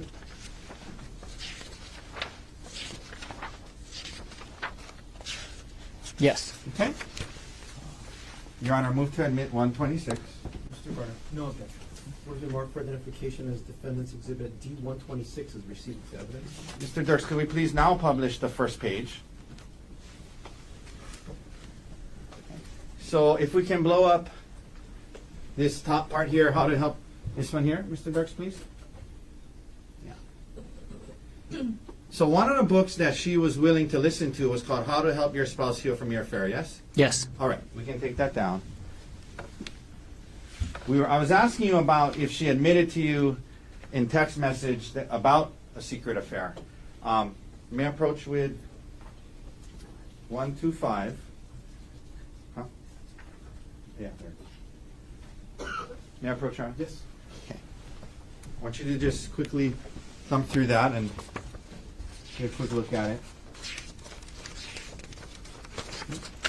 Is this a fair and accurate depiction of the text messages between the two of you on December 9th about the affair? Yes. Your Honor, move to amendment 125. Mr. Gerhardt, No objection. where has been marked for identification as defendant's exhibit D-125 is received as evidence? Can we, Mr. Dirks, publish it starting on the second page for now? Okay, can we blow up the top part? Just that first message, okay? So this, Gerhardt, was this a message that you sent her? Yes. You engaged and continued an elaborate secret affair instead of coming to me and asking to work on our relationship. Okay, can we take that down? And then at the bottom there, Mr. Dirks, can we blow up the response? And did she respond to you? If anything, I learned how stupid it was this time and know how to make sure it doesn't happen again. Is that what she texted you back? Yes. Okay, we can take that down. Now, Gerhardt, you mentioned starting counseling and how it was kind of, about the affair, but kind of turned out to be more about other things in your relationship. There was evidence the other day about this recording device. Did you purchase this audio recording device? I did. And why did you do it? So, what was going on? Some of what was going on in December, and it kind of came to a head on that morning, right before our first counseling session, Okay. is that she said that, basically she's so upset about other things going on in the relationship that she wasn't sure if she wanted to stay with me, and that, and then she kind of blurted out that Gianna thinks I'm a monster, and she had talked to her mom, and her mom also Okay. agrees that this isn't a big And then deal. what And happened? so I was really concerned and suspicious that she was basically lying to them and, Okay. and telling them a completely different version of what was going on in our relationship, and then also what the affair entailed. Okay. And so the audio device was what? Your So phone. I was like, I have to catch her in a lie, basically. And so it was me like thinking like kind of like an engineer. How do I fix this? And I was like, I fix it by getting more evidence. And so so I bought that in the hopes of basically. So I was going to use it to record conversations that we would have, The two of and you. then the two of us, and then if things weren't moving in the right direction, I can be like, listen, this is what you said. Listen, like this is what she's telling me, because if she's telling a different story to her mom Judy and to Gianna, Okay. then I could basically catch her in a lie. Did you end up actually using it? I tested it and figured out how to use it, and never actually used it for that purpose. We ended up not ever talking about the affair at home, and that was kind of one of the other things that she was able to do through therapy, is that we were not allowed to discuss the affair at home anymore. Okay. And back at that time, where your head was kind of just spinning, and were you just trying to figure out how to get through it? Yes. Okay.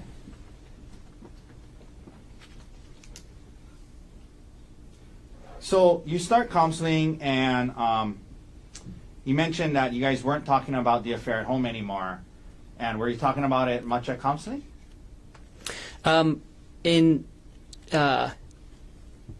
little bit. Okay. So the counselor that we went to on Maui, the first couples counselor, was fantastic, and it was in-person counseling, and she really listened to us both, and made us both feel hopeful, because she basically said, like, this isn't the end of the world, everything that I'm hearing, and as long as you guys are both committed to making this work, like, this is, we're going to get to a better place at the end of this. And so it felt very, very hopeful in that sense. Okay. But the counseling sessions themselves were focused a lot things.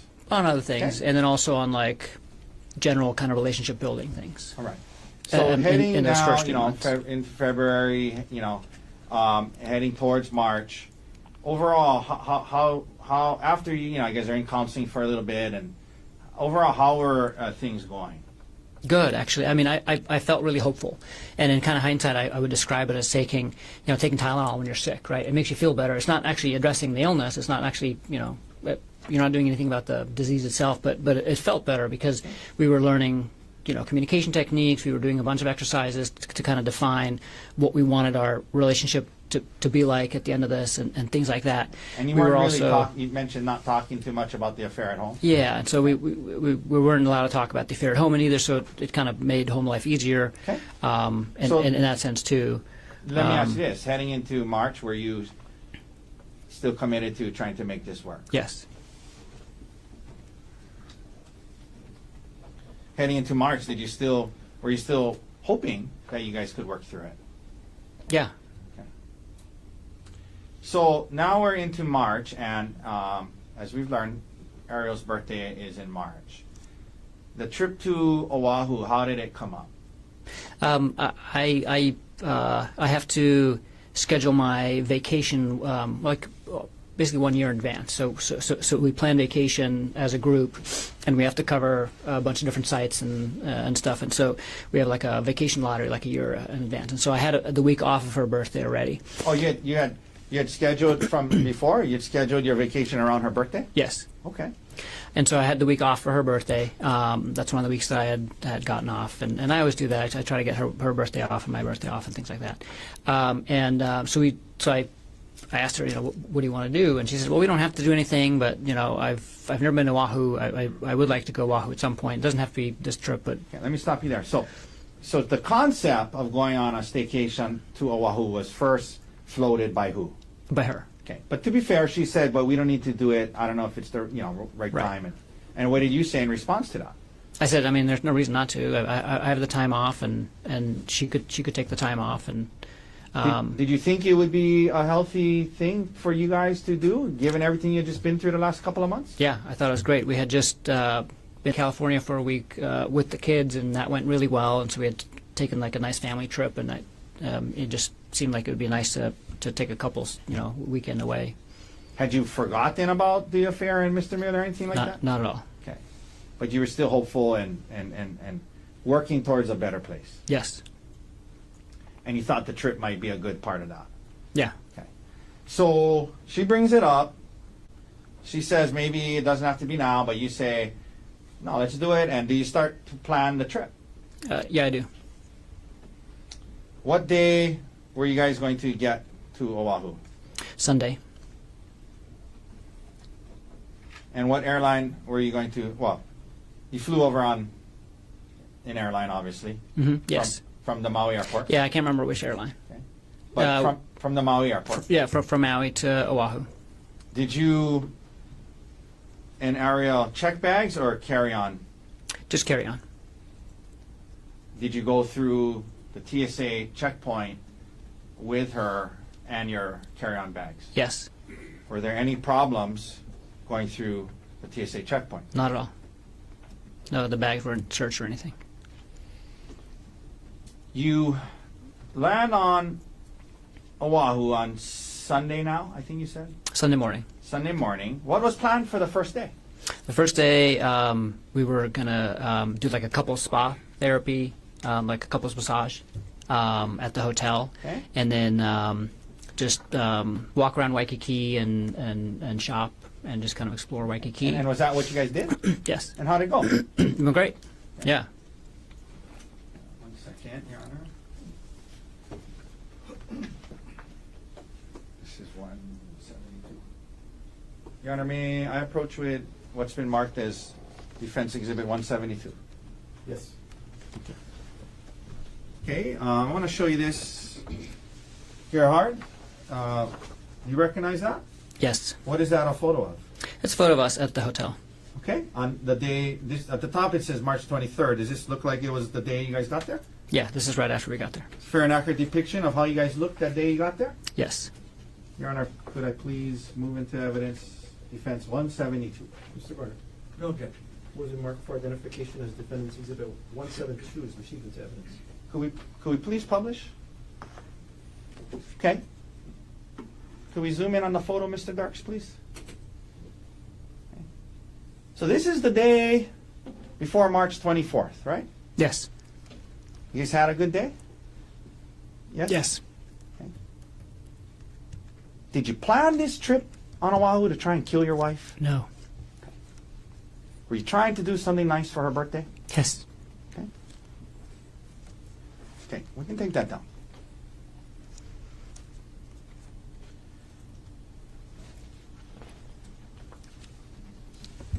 Let me also approach, please, or may I please approach with Exhibit D 173.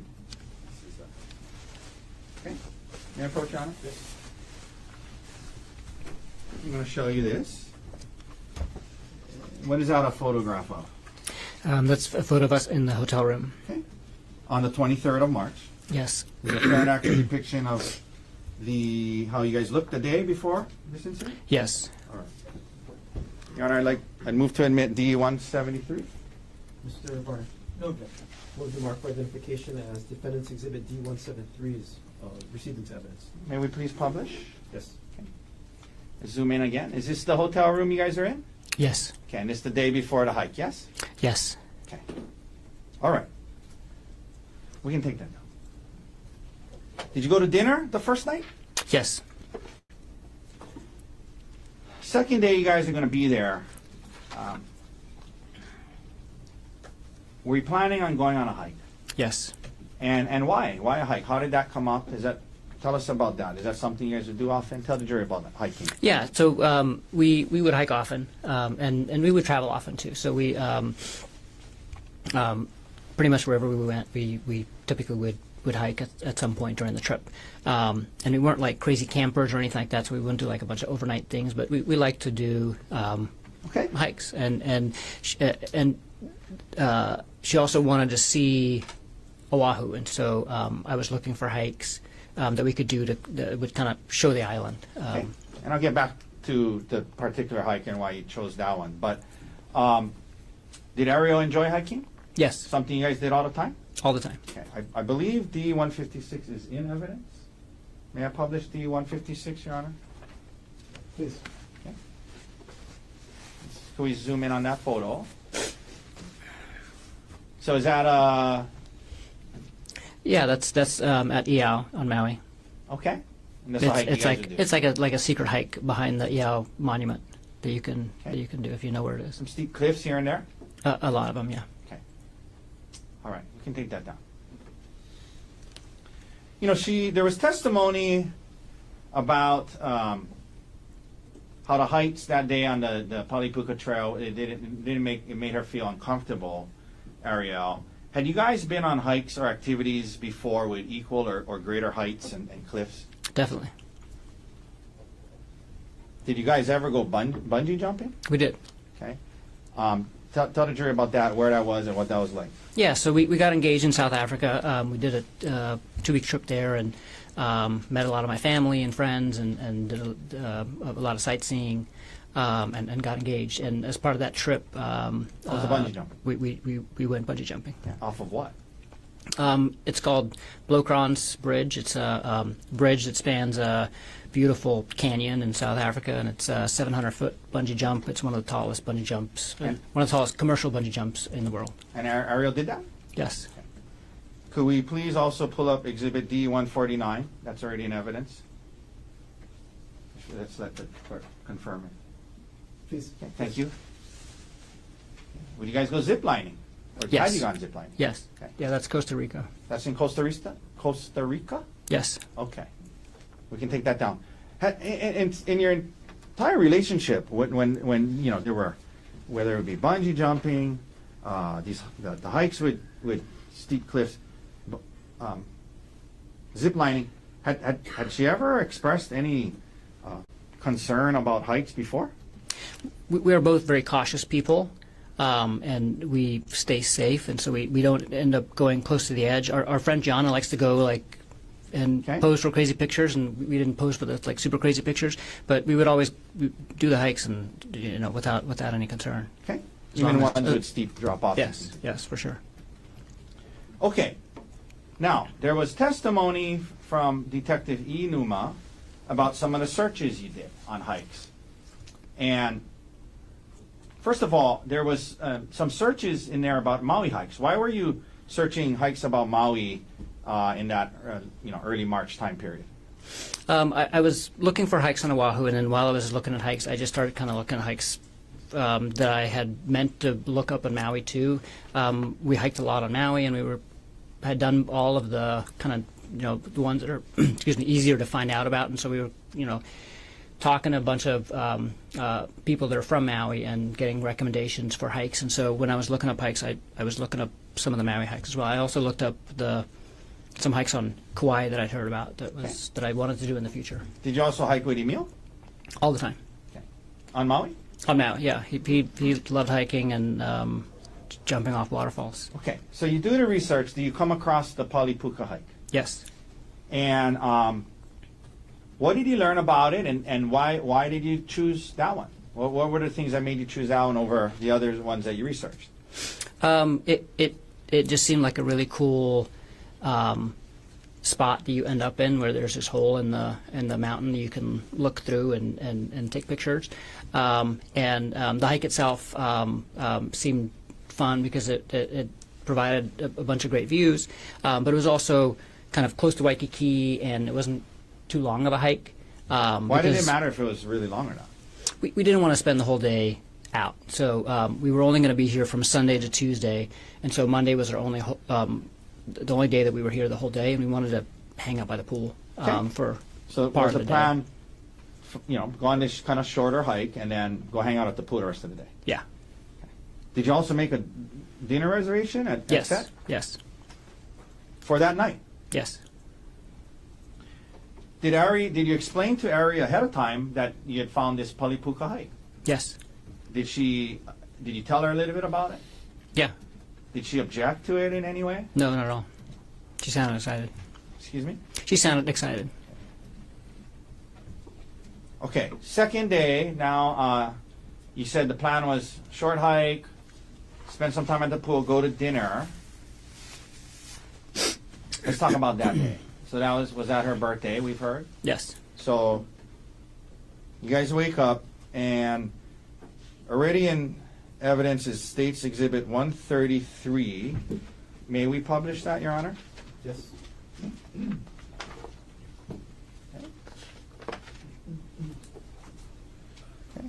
Did you give her a birthday card that day? Yes. Yes. Okay, we're not going to read the whole thing, but did you mean the words you wrote in there? I did. Okay. Did you? We can take that down. Did you also get her a birthday present? I did. What did you get her?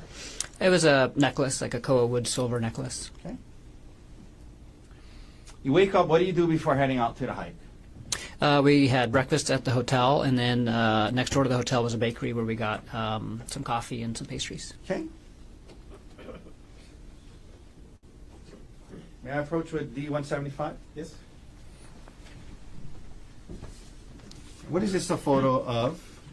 Well, do you recognize it? Oh, that's Ari at breakfast at the hotel. Okay. Is it a fair and accurate depiction of how she appeared on the day before you left for the hike? Yes. All right. Could we please admit D175 into evidence? Mr. Gardner, No objection. what has been marked for identification as defendant's exhibit D175 is received into evidence. Can we please publish? Okay. So this is a photo from that morning before the hike? Yes. Okay. All right. We can take that down. Thank you. Now, as you're, were you going to drive to the hike? Yeah, we had a rental car. Now, did you receive an email that morning that you shared with Arielle before the hike dealing with life insurance? Yes. So, first of all, let me ask you, let's back up a little bit. You talked about January, February, and you guys kind of get to this place where you're in counseling, and you guys decide you're going to be together, and you're working on it. Did there come a time when part of what you did during that time was assess the life insurance situation of you and Arielle? Yeah. Tell the jury about that. And really, it was pulling the trigger on life insurance. So I used to have life insurance in Pittsburgh through my employer, and didn't have life insurance when we moved to Maui, and it was always on the to-do list, and just got busy with life and other things. Originally looked into it the previous year, but never went so far as to contact the life insurance agent and actually go through with it. And in January, we were kind of working on big picture relationship things, and I was like, oh shoot, we still have to get life insurance. Okay. And so I talked to Ari, and we both applied for life insurance at the same time at the end of Did January. you get the same amount? No. Why not? The idea was that if one spouse would die, the other one would be able to continue on and live in the same house. And so it was, since I made significantly more money than she did, it was basically enough money that she could pay off the house if I would die. So what so what was the plan in terms of the amount you were trying to get on your life for her? 1.5 million. Okay. And then when you guys did the analysis of what, if something happened to her, you would still have your salary to pay for the house and whatnot. That's right. So what was the amount that was decided for her? 250,000. Okay. And the 1.5 million that you were trying to get on your life, was she the beneficiary? Yes. Okay. And vice versa? Yes. Okay. So 250 if something happened to her, but 1.5 million to her if something happened to you. Is that right? Yes. Now, when you went about securing the 1.5 million on your life for her, did it happen in two parts? It did. And so the first part was for how much? 1 million. And when did that roughly get approved in relation to March 24th? A few weeks before. Okay. The morning of March 24th, did you receive an email about the other 500? Yes. And what was the email? That policy had gone through, and I needed to DocuSign the final documents to make it effective. And did you DocuSign it that morning? Yeah. Okay. Your Honor, can I approach with D116? Yes. Dr. Konig, I'm showing you D116. I want you to look at it, and a lot of pages to it, but just the first page. Tell me what is D116? This is the email from AAA Life that is asking me to DocuSign the policy. Okay. And what date and time did you receive? Well, I received it on Monday, March 24th Monday, March 24th, 2025 at 8:02 a.m. okay. And is this a fair and accurate depiction of the email and attachments you received on the morning of the hike? Yes. Your Honor, I ask to move it into evidence. Mr. Barnett, No objection. was the mark for identification as defendant's exhibit D116 is received into evidence? Could we please publish the first page, Mr. Dirks? Okay. So let's look at this, okay? So, Gerhardt, at the top it says, please DocuSign. It has your name. It has the AAA life insurance. I guess that's AAA. Is that who you did? Yes. Is that who you got your life insurance from? Yes. And the date there is March 24th, 8:02. Is that right? That's right. And this was for the extra 500 you were adding on to the million of life insurance you got for her a few weeks before, right? Yes. Okay. Did you discuss this additional 500 that went through with Ms. Konig, and that the email came in and you DocuSigned? Did you tell her about that before the hike on March 24th, 2025? I did, because we were in the parking lot after the coffee shop, and I was on my phone. I was like, oh, you know what, my, the last of my life insurance just went through. They're asking me to DocuSign it, and so I was doing that.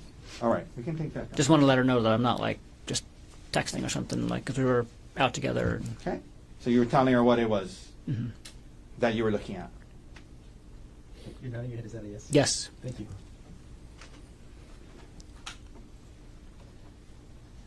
And so, from that point on, if something happened to you and in an accident or whatnot, she would get $1.5 million, correct? That's correct.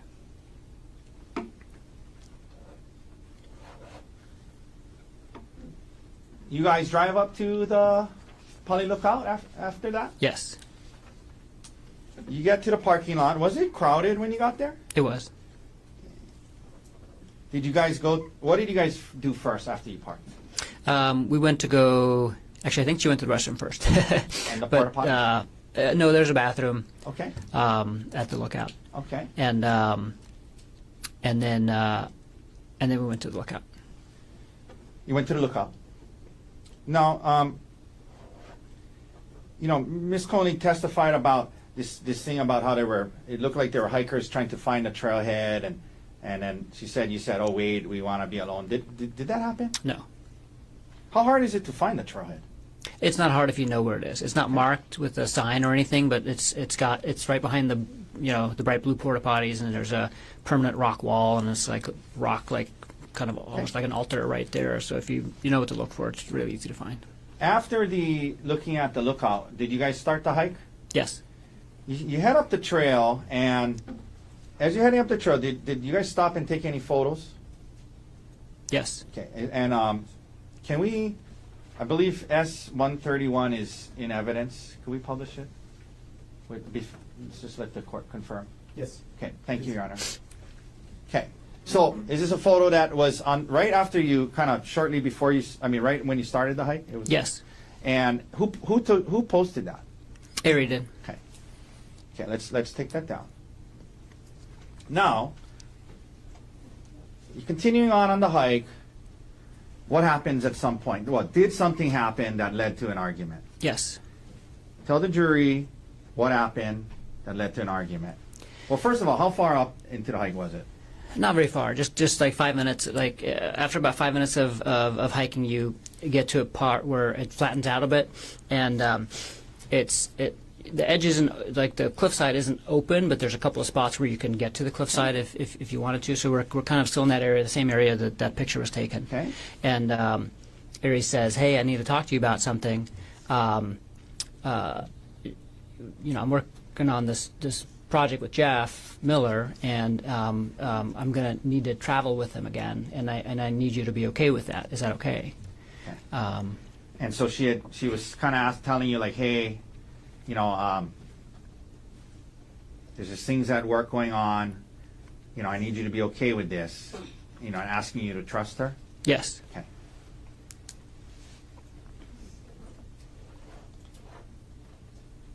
Again, you mentioned you guys weren't talking about the affair at home anymore because of counseling, correct? That's correct. And you guys weren't talking about it in counseling a lot at that time? We hadn't gotten to That. kind of the core of it yet. So she brings this up. What is your reaction to it? I'm very surprised, yeah. Were you upset and angry? I wasn't angry. I was surprised and upset, and I told her no. Like I'm not okay with that. And not only am I not okay with that, like I'm never going to be okay with that. Like we haven't dealt with that part. Like the only reason why I was okay with her still even working there is because we had placed these limits on their communication. But in my mind, like she still needed at some point to quit her job, and this was only put on hold while we were trying to deal with all these other things. She basically said like, well, I can't quit my job right now because I don't even know if I want to stay with you. So we were dealing with like the issues that she brought up first, but it's not like any of the affair had been resolved at all. Like it had just kind of been put on hold. And so how did you feel that she would even think that this would even be okay? Yeah, I mean it made me realize that we were just not on the same page at all in terms of, like, here I am just kind of like sublimating my feelings and focusing on her hurt and waiting patiently for her to do the same to me, and this made me feel like she wasn't intending on doing that ever. So what did you say back to her? Were you guys kind of arguing about it? Yeah, we were for sure arguing. Okay, and then so what did you say anything to her? I just said, out? Yeah, I said like I need you to move out. Like this has gone far enough. I need you to move out, and I'm going to tell people why you're moving out, and I'm going to show them what you did, because like unless you face this and unless you take full accountability for this, like we're never going to get through this. So and that was like after you guys had been kind of arguing for Yes. a while about. I mean, an argument starts, you guys are arguing, you're telling her no, you're telling her all these things. Yeah, I mean, the argument developed more, more slowly than what just happened, and there was other things said too, but that was, That's how it culminated with you telling her, well, if that's the case, if that's how you feel, you got to move on. yes. Okay. What did she say anything to you about her mom and Gianna? She did. So, like, earlier in the conversation, she had be like, well, what if my mom chaperones my work trips with him? And I was like, no, like, I'm still not okay with that. Like, and that's not a long-term viable solution. And then later in the argument, when things kind of got heated, she was like, well, actually, my mom just said that she'll chaperone the trip, and she thinks Jeff is interesting and can't wait to meet him. And I'm like, you're obviously telling them a whole different version of what happened than me. So in the argument, in her effort to say for you to be okay with it and go on the trip, she said, well, what if my mom chaperones me? Yes. Okay. After, it comes to this point in the argument where you say, well, you know what, you got to move out there. I'm going to tell everybody what you did. I mean, it was a pretty, it got to kind of it was not a good conversation, it sounds like. Yeah. Okay, so what did you do next? I stomped off. I just stomped off up the trail. And this was a point where we were both really kind of just upset with each other, and I went one way and she went the other way. How far up did you go? 5 to 10 minutes. Okay. Why did you turn around? I was kind of at a loss of not kind of a loss. I was I just didn't want to be there. Like Did it make sense for you to keep going on this hike? no. I like 5 to 10 minutes in, I was like realizing kind of where I was, and I was like, I don't want to be here. I want to go home and like start dealing with what we need to deal with. I don't want to, I got to the point where it opens up and it's like these beautiful views, and I'm like there by myself and Okay. upset, and I was like, I don't want to be on this hike by myself, upset, and I don't want to do this hike. I'm going to come back and do this hike at a different time when I'm happy. I was really looking forward to doing the hike. When you headed back down, were you expecting Arielle to be where you had left her? No, Where were you expecting her to be? I thshe went to the car because I saw her head down the trail. And there was testimony that when she said when you got there, you said, "Oh, you're still here." Did you say that to her? Yes. And is that because you assumed she had gone back to the parking lot? Yes. How far away from the parking lot were you guys when this argument started? Like 5 minutes. Okay. Or less, probably. Yeah. Okay. Now you get back. What is her demeanor and behavior like now?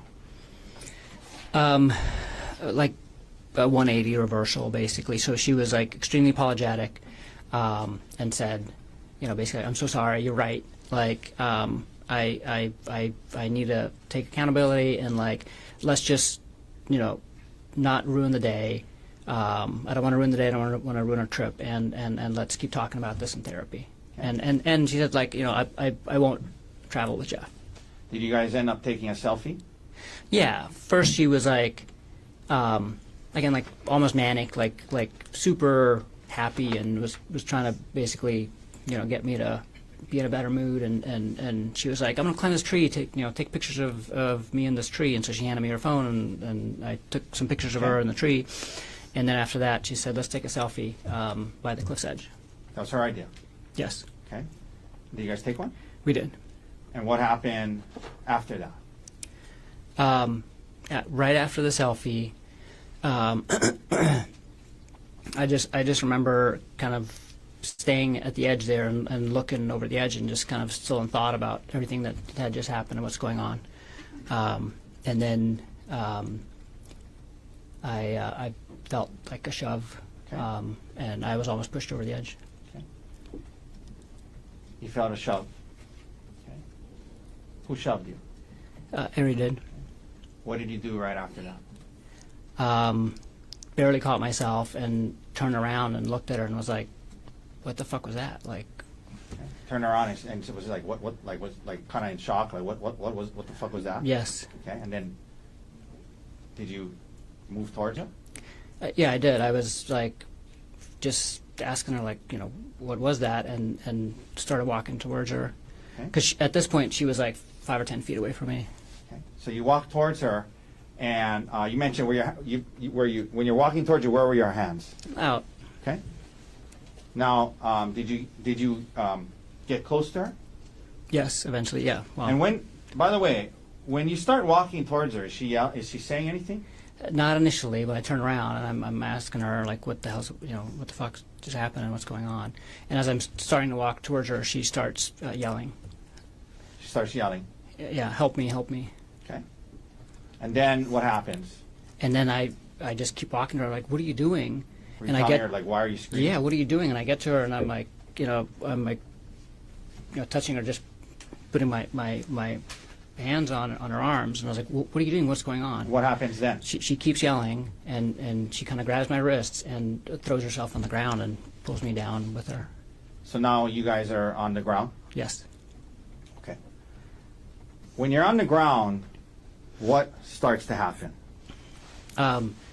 She's holding on to me, and I'm trying to figure out what's going on, but I'm also at this point trying to let go of, like, trying to get free, because she's like actively holding on What to me. was she Like, doing she with has her her, legs? she has her leg, like, wrapped around one of my legs, and like is actively holding on to me and is yelling.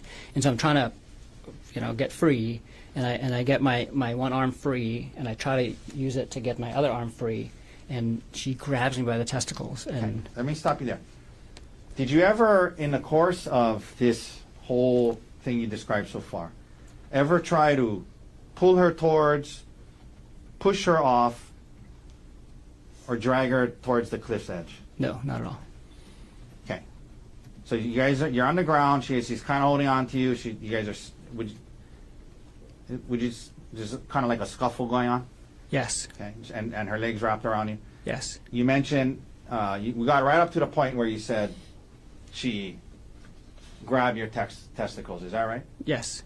How hard did she grab it? I mean, this was, like, Pretty hard. she, like, was holding on to me by my testicles, basically, like, that hard. Okay. Did she grab it and let go, or did she grab it and hold on? She grabbed it and held on. Now,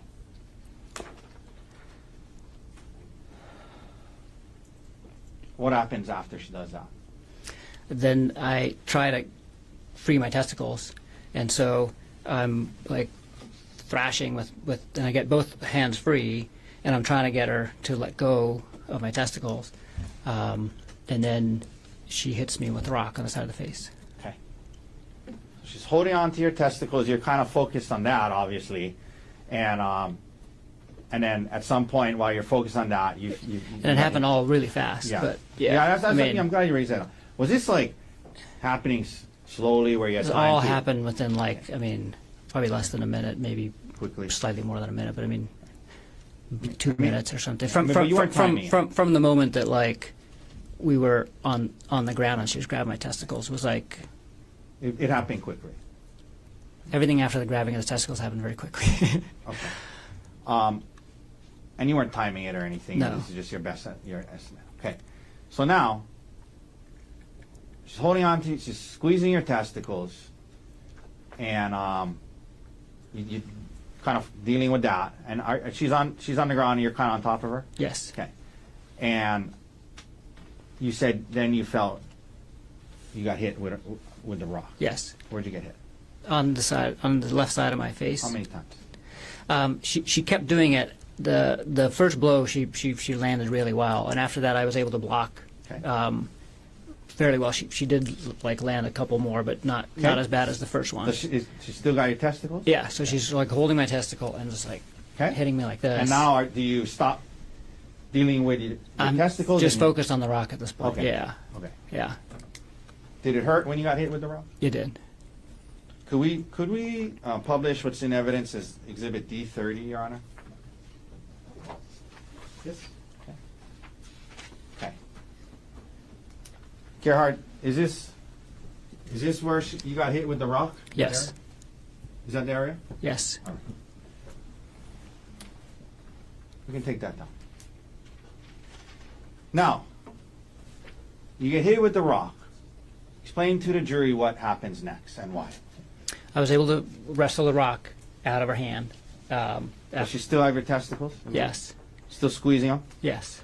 What do And you do? I was able to, like, so we're like, she's hitting me, and I'm like blocking, and then I start like, you know, and I get Is her there a wrist. scuffle over the rock? Yes. Is it near her face? Yes. I mean, Okay. it's yeah, it's And then what right. happens? And I finally get the rock. What'd you do? I hit her with the rock. How many times do you think you hit her? I hit her 2 times. And when you did, was she still holding on to your testicles? Yes. At least initially? Yes.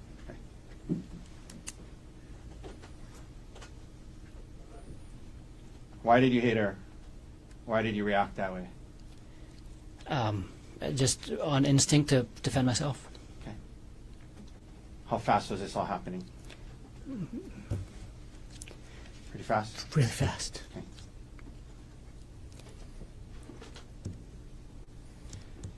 In between when she hit you with the rock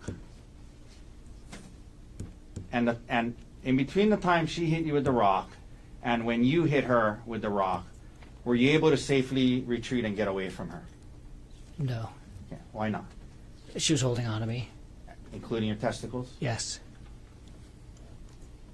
Did you hit her in the face or the eye with the rock? No. Where you said 2 times, where did you hit her? On the side of the head. Okay.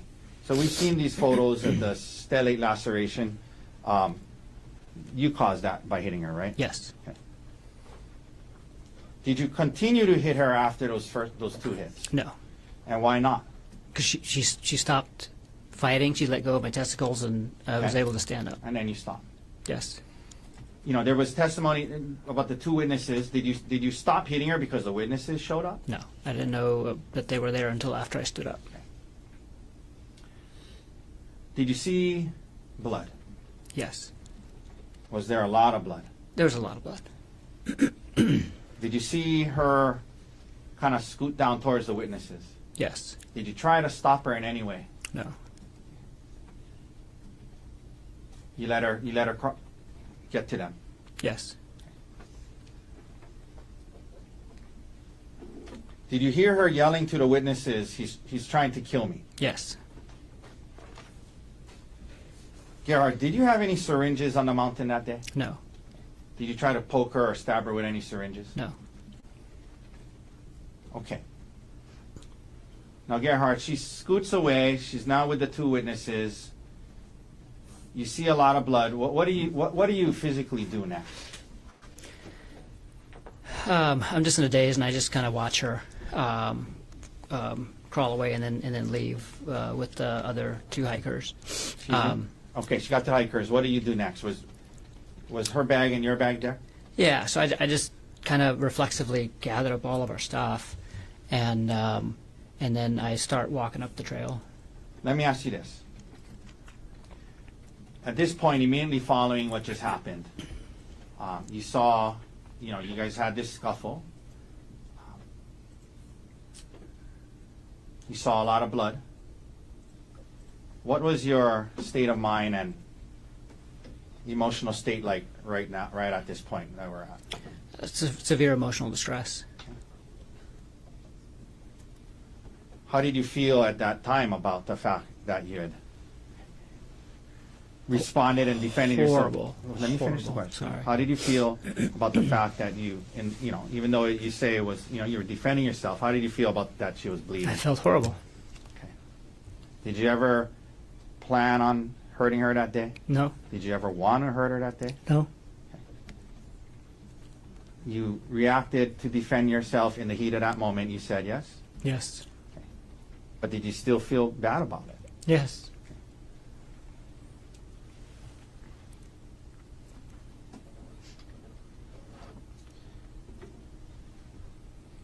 You mentioned that you were in some kind of extreme emotional distress, I think you said. Okay. Yes. Did you become, at some point after that, suicidal? Yes. Why? Tell the jury why.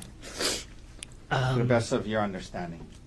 I just felt hopeless at that point in terms of everything. Like I felt horrified about what I did to her. Like that I caused this to her. That I had resorted to violence against my wife, the person who I loved the most, in the world, and just kind of felt hopeless in terms of our relationship too. Okay. And that being said, I mean, in that moment, were you defending yourself when you reacted that way? Yes. Objection cumulative. Yes.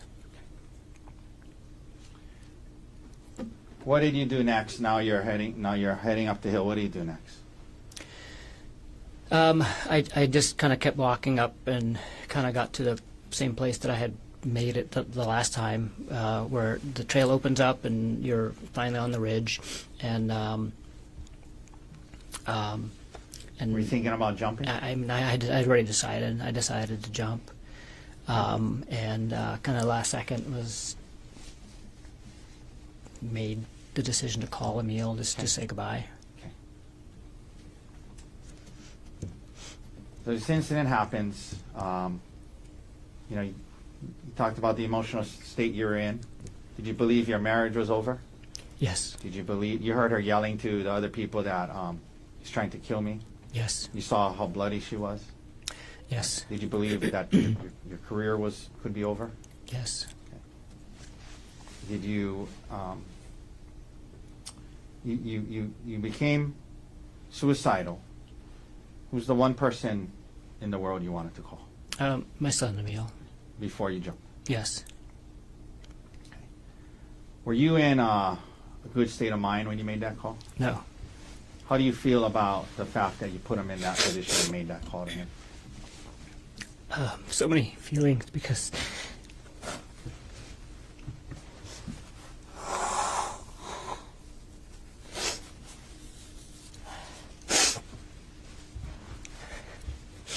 he saved my life that day. Also, convinced you not to jump? He saved my life that day, but I put him in this position where he is now, where he thinks I tried to kill her. And for the last year, he's thought that. And We heard him yesterday only refer to you as the defendant and not as dad. yes. You blame him? Sorry, one second. You take a break. No, I don't blame him. I had such good intentions of calling him, but In the sense that you wanted to say goodbye. I wanted just to say goodbye and tell him how he's an amazing person and he should live his life to the fullest. And Okay. Okay. Let me stop you there. Okay. Okay. Let's talk a little more specifics about the call. Okay. First of all, where were you when you faced? Well, was it a FaceTime? it was FaceTime, yes. Okay. Where were you when you did this FaceTime call? It was in a spot where the trail wasn't right next to the cliff edge, because the cliff edge at that point wasn't really an edge. It was like a 10-foot kind of sloped part, and then the edge. And so I was basically between the cliff edge and the trail, kind of hanging on to the side of the mountain.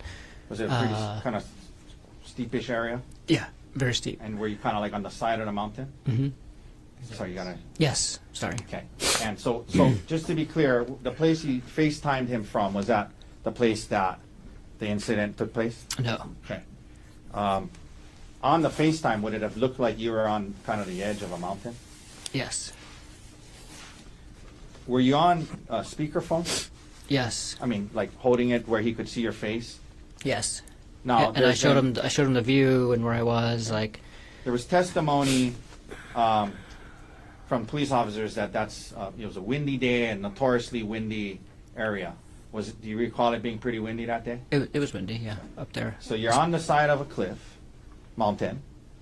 You have him on speaker on FaceTime. It's windy. Is that right? Yes. Okay. You were extremely emotional at that time? Yes. Okay. So that's the context of this phone call, correct? Yes. Did you tell him that Arielle you were calling him to say goodbye, is that right? Yes. Okay. Was your purpose to explain to him every last detail of what happened? No. Okay. But you did tell him several things, right? Yes, Did you tell him that Arielle had been having an affair? I did. Okay. Did you tell him that, she got hurt, her head was bleeding? Yeah, after he asked about the blood on my shirt. Now, did the word kill come up in the conversation? It probably did. What do you recall explaining to him about that? I don't recall explaining. The only thing I can think of is that I said that she said I tried to kill her. Okay. So let's break back that up. Yeah. So you told him that the blood was hers, yes? Yes. And you're telling him that you're going to jump, And yes. okay? And did you tell him something about? Well, we're going to get to the part about the police, but you're telling him about how you're going to jump, and you're saying you heard her say to the witnesses, he tried to kill me. Okay. Were you explaining that to Emile? No. So What I were you was saying? I was talking to myself at the same time too, and I was basically saying because I remember saying wow, this is so hard because turns out killing yourself is a hard thing to do once you actually go and do it. Okay.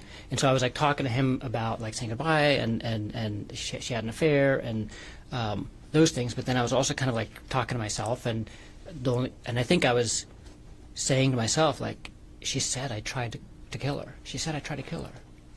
Okay. Were you confessing to him that you were trying to kill Ari that day? No. Okay. Did you have an intention to kill Ari that day? No. Okay. Would you have said it that way? I tried to kill Ari that day. No. Okay. But you don't dispute that the word kill probably came up. No. Okay. And can you understand how Emile in that conversation could have got that impression? Yes. Okay. So what else happens in this first call? What do you mean when you say he tried to convince you not to jump? He just and I mean, to his credit, I mean he just reminded me that I had a choice basically. Okay. Reminded me that I have a choice. Yeah. Because he So- said do you really have to do this?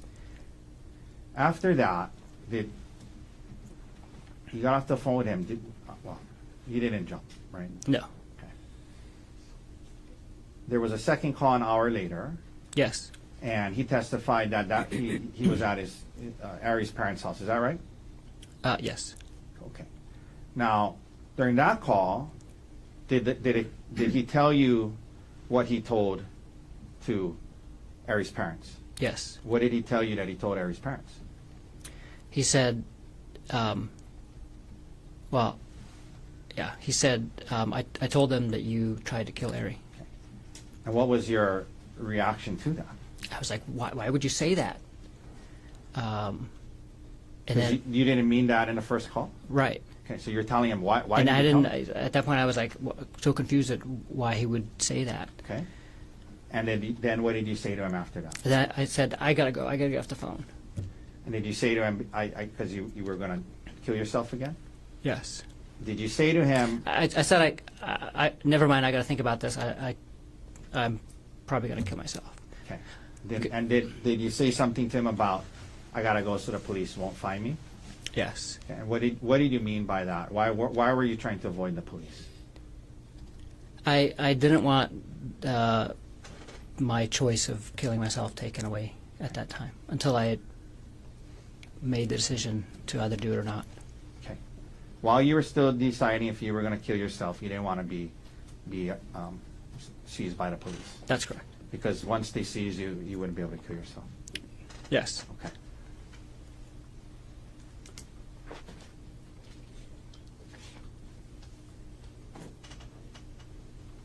After the second call, what did you do? I just stayed on the mountain, kind of in the same general area. Okay.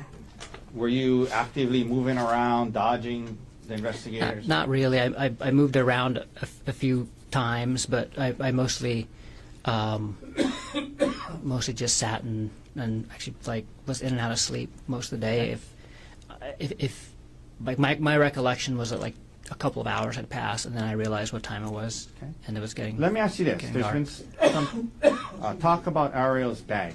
Did you initially have the bag? I did. What'd you do? What happened to the bag? I honestly don't remember where I left. I must have left it at some point Okay. on the mountain As you were during that time. During that time. Okay. Now,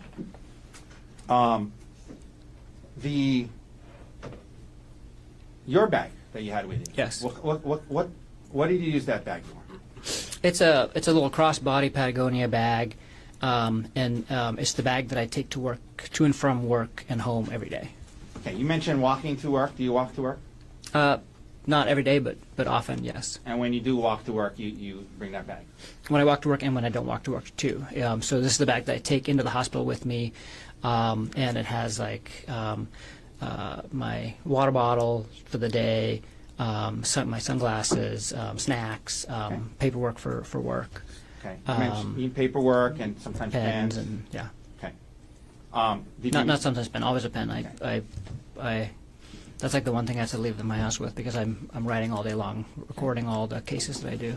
Did you end up taking the SIM card out of your phone? I did How did you remove it? with a paper clip. Now, you end up. You said it seemed like a couple of hours, but obviously it was longer than that. Yes, Right? At some point, do you come down off the mountain? yes. Okay. And why did you do that? Tell the jury why you did that. I decided I wasn't going to kill myself, and then I realized that it was going to be dark soon, and so I decided to turn myself in. Okay. And so you actually came off the mountain when the sun was still out? I mean, Yes. when it was still lit? It was still lit. Yeah, it was still light outside. And that was to turn yourself in. Yeah, 'Cause if you didn't want to be caught, what would you have done? kept hiding until dark, and Okay. So you come down, and there was talk about you walking, down the road when the 3 officers got there. yes. And were you trying to flee from them? No. Okay, so explain that to the jury. What happens when they pull up to you? So I was walking down the road, and I was on in the little grassy area between the road and the The one that was on the photograph, Bushes. that when it was like that little yeah. grassy area. And I heard a car behind me, and I looked, and it was like a minivan, and I just thought it's like tourists coming back from the Pali, and I was like, wow, I can't believe there's still tourists at the Pali. And so I just looked at it briefly, and then kept walking, but then the car stopped, kind of opposite me, Okay, and what happened? and I saw these 2 huge guys jump out of it, and they're both dressed the same, and I could see a police badge on the one. Let me that's stop you there. So closer you knew to they me. were police.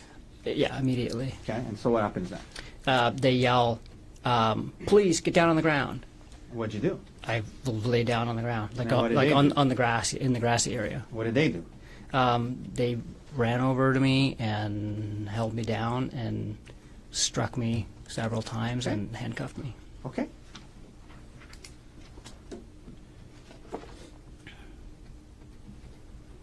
Did you fall on your face with the officer falling on you in that transaction or interaction? No officer fell on me at all during the entire thing, and I did not fall on my face. Did they hit or punch you in the face? No. But they did, as they testify, strike you a couple of times. Yes. In where? And my ribs and like my upper legs, like thighs. Okay. So after this moment, now you're arrested. Did you have injuries from that whole day? Yes. Okay, we talked about the injury to the side of your face. Yes. What other injuries did you have after you were arrested? Just my ribs. Okay. Did you have any bite marks on your arm? No. Did you have any scratch marks on your face or body? No. An HPD photographed your injuries. Yes. Okay. Now, some additional questions, and we're getting close to the end of my examination, Gerhardt. I know it's been a long day. Your work bag on Maui. Well, let me ask you this before I go there. The bag that you had on, Yes. on the hike. Did you see the big blood stain on the back of your shirt? Yes. What was that from? It's from the bag Okay, that I was. Explain that. So during the scuffle, my bag, I was holding both bags. I put both bags down to take the selfie, and I had both bags again. Why did you have her bag? Because she had given it to me when she was climbing up on Okay. the tree. And then The scuffle happened. the scuffle happens, and my bag both bags, went flying basically, but my bag must have been right by her head, because after she left, when I picked my bag up, there was a bunch of blood on the Okay. back of it. And then you put the bag on your back, and that's Yes. how the blood got on your shirt? Yes. Okay. Now, your work bag. You're an anesthesiologist, correct? Yes. And you, that work bag was always on Maui, is that right? That's correct. Do you work in more than one location? Yes. And why did you have medications and syringes in that bag? That's the bag that I use in the operating room every day, and I have medications in it that I use for work. Most of the medications that are in there are used for emergencies when I'm on call. Okay, let me ask you about that. When you're on call, do you sometimes you're at home and you have to rush in to a different, is it always the same location? Yeah, so when we're on call, we're always on call for the hospital. So Okay. I work at several locations, but all of the call shifts are for the hospital, really close to my house, and so I can take call from home. Oftentimes I'm in scrubs already, and I have this work bag either right by the door or in the car. That way I can respond directly to either the emergency room or to labor and delivery or to the operating room without having to go to my locker. Okay. Could we please publish States Exhibit 94? Your Honor, I believe it's in evidence. One second while you double check. I believe it is as well. Okay? Yes, you can proceed. Okay, so this was in a bag. Just a couple of things. So like, what is this? What is this? Those are bags of saline. The one on the left is still sealed, and the one on the right has medication in it. Okay. And this is a stethoscope, is that right? Yes. What is this thing up here? This and that. Oral airways for emergencies and elective surgery. Okay. These are all stuff that you had at home regularly when you were either on call or depending on where you were going to work. Yeah, this is everything that's usually in my bag, and it's everything that I would need to respond to different emergencies. Okay. Could we please also publish States Exhibit 103? That's also in evidence.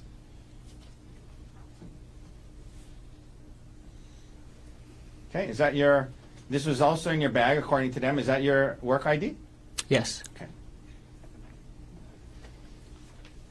The last shift you had before this trip, we can take that down.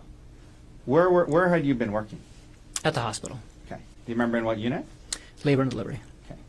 So after that shift, would it be normal for you to have that bag? Yes. Okay. Why is that? Because I keep the bag with me for the entire shift. It's a 24-hour shift. I start at 7 a.m. and I keep going until 7 a.m. the next day. And so when my shift ends, unless I'm actively at the hospital taking care of something there, I'm at home when my shift ends. And so I was at home when my shift ended that day, and that's why I had the bag with me. Oh, you're at home because you're on call. Yes. Okay. Now, prior to this trip to Oahu, did Arielle know about this bag and the fact you had medication syringes in it? Absolutely. I've had it at home often. Okay.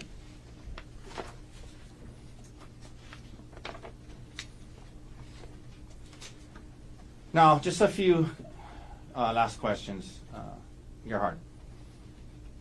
You testified that you reacted to defend yourself when she had hit you with the rock, and it's all happening fast, and she has your testicles, you grab and you hit her, and it was all happening fast. So you were defending yourself in that moment, is that right? Yes. Okay.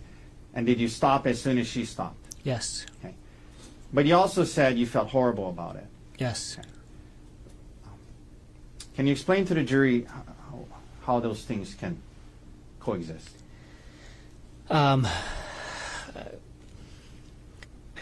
It's I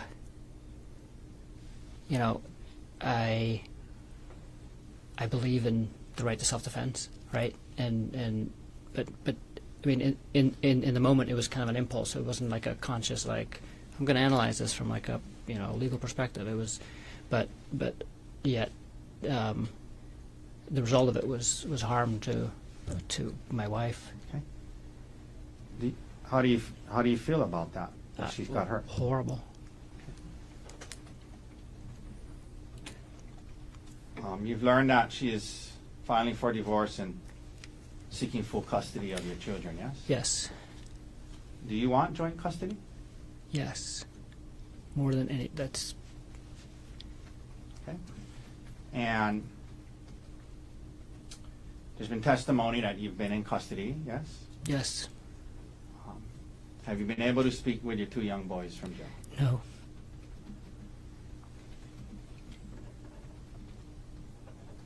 Gerhardt, did you have a plan to kill your wife on the mountain that day?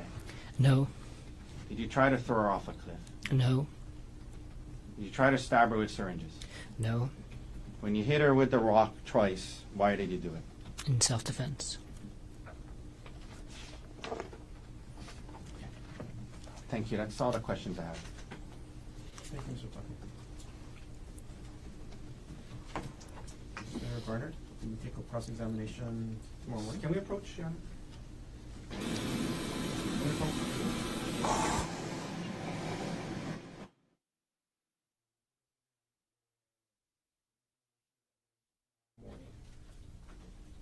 I have a fairly lengthy calendar in the morning, so instead of 9 o'clock, I'm going to have you come back at 10. Start up at 10 o'clock. I'm going to ask you to plan to be here for the full day tomorrow. I think we all sense that we're getting close to the end of the presentation of evidence, but I don't know how long it's going to be. So plan on being here for the full day tomorrow. What I anticipate is that the jury will get the case for deliberation sometime early or mid next week. So we're actually ahead of schedule. So I think that's what we're looking at in terms of scheduling. We'll get a better idea midday or end of tomorrow, but I'll plan on being here all day tomorrow. Okay. Don't try to learn about this case outside of the courtroom. Keep an open mind. Don't talk to anybody about this case. Okay? Again, follow those rules. Don't watch any of the media in this case. So leave your notebooks on the chair. Have a safe drive home tonight. See you tomorrow at 10 o'clock. All rise.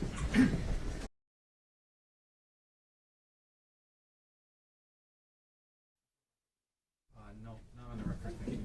Thank you very much. We'll adjourn for the day. Off record, you said 10 o'clock? Yeah, if you guys can come up.